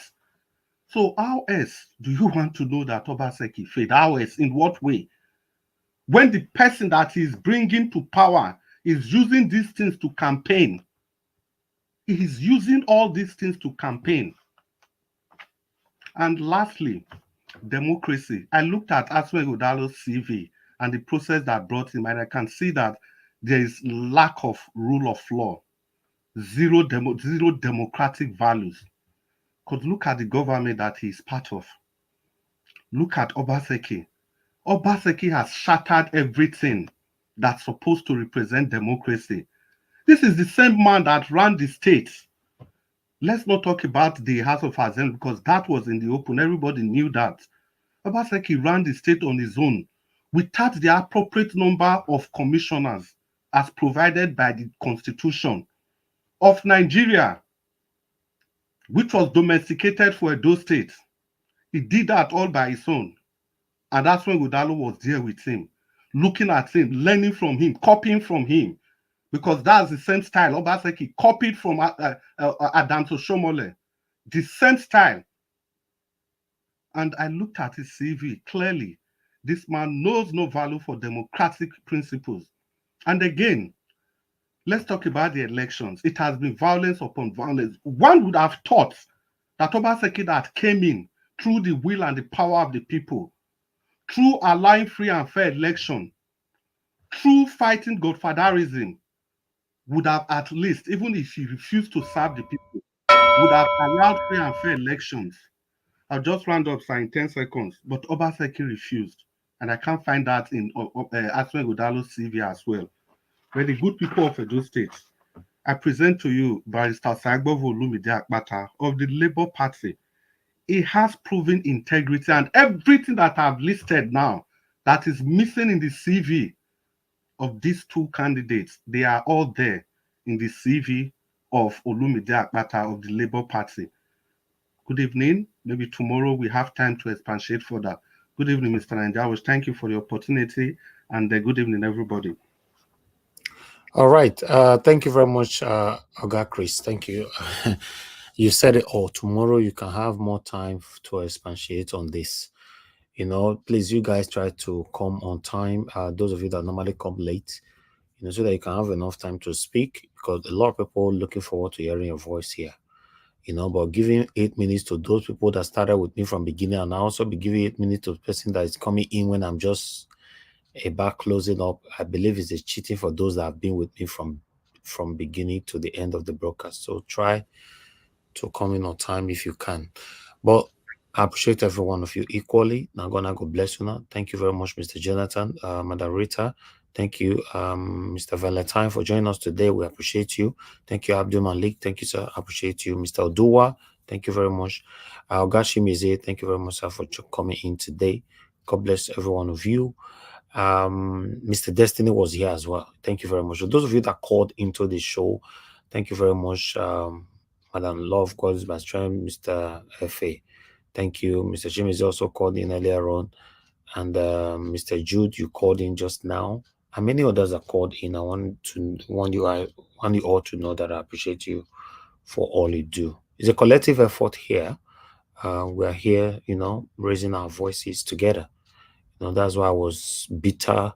I was bitterly expressive yesterday over this Yoruba fighting Igbo, Igbo fighting Yoruba, Edo fighting Igbo, Igbo fighting Edo. It doesn't make no sense because we're only giving the platform for the satanic politicians to be laughing at us. So let us come together, Nigerians, so that we can have a better Nigeria that we all are craving for. But when we continue to fight ourselves and leave the politicians to continue to be looting us, then it looks like we don't know what we're doing. I appreciate every one of you, my people. Tomorrow is another day. We're going to continue from where we stopped. People that supported the channel today, started with Madam Obi Achuko. Thank you very much, ma. Once again, I appreciate you. Thank you very much. I want to go Ferdinand. I appreciate you, sir. Thank you very much. Ichidima. Thank you very much. Mr. Johnson Emmanuel. Thank you very much. God bless you all. My people, write down the comment section. Mother of all Mommy Diaspora. Thank you very much, Mommy. I appreciate all that you do every day. Thank you for your consistency. Thank you, Abu Azi. Thank you very much. I appreciate you. Thank you, Momusa Morige, Peter. Thank you, Patience Demudia. Thank you, Clinton Usaze. Thank you, Virtuous Equabelem. Thank you, Owanshuku Donfe. I can see you all right there. I got Chris as well. Thank you, Mobile Freedom. God bless you, all my people. Thank you, thank you, thank you. Please, let's come together. Let's stop fighting ourselves. These politicians, they have done a lot of damages to us for a while, even before you and I were born. Yeah, they've been doing this for a while. And this is what some of our gullible Nigerians are falling into, which is very, very wrong. Let's come together. I don't see anything wrong with the Igbo people. I don't see anything wrong with the Edo people or the Yoruba people. Please, let's manage ourselves. For you to be able to be amongst human beings, you must have the ability to manage human beings. My people, now you will draw the curtain. I'll see you guys again tomorrow, 6 p.m. Nigerian time. If it's your first time on our platform, please endeavor to subscribe, hit the like button as well, the notification button, so that you'll be notified whenever we are here, so that we can have a live interaction like we are doing right now. If you're fighting for a better Nigeria, you want your Nigeria to be better in your time, you're in the right platform. But if you're one of the people fighting for, looking forward to how Nigeria can be destroyed someday, not here. We don't practice that here. There are so many other platforms that are doing that. You can look for them, locate them, put on your sat nav, and go join them. It's just like the platform that these people were using the other time to discredit the Igbo or the Edo or whatever. I think those kind of platform will accommodate you. But on this platform, we are calling for a better Nigeria, and we're calling for unity amongst Nigerians, both home and in the diaspora. My people, thank you very much. Oba Atokbe, he said, take care, my people, and good night.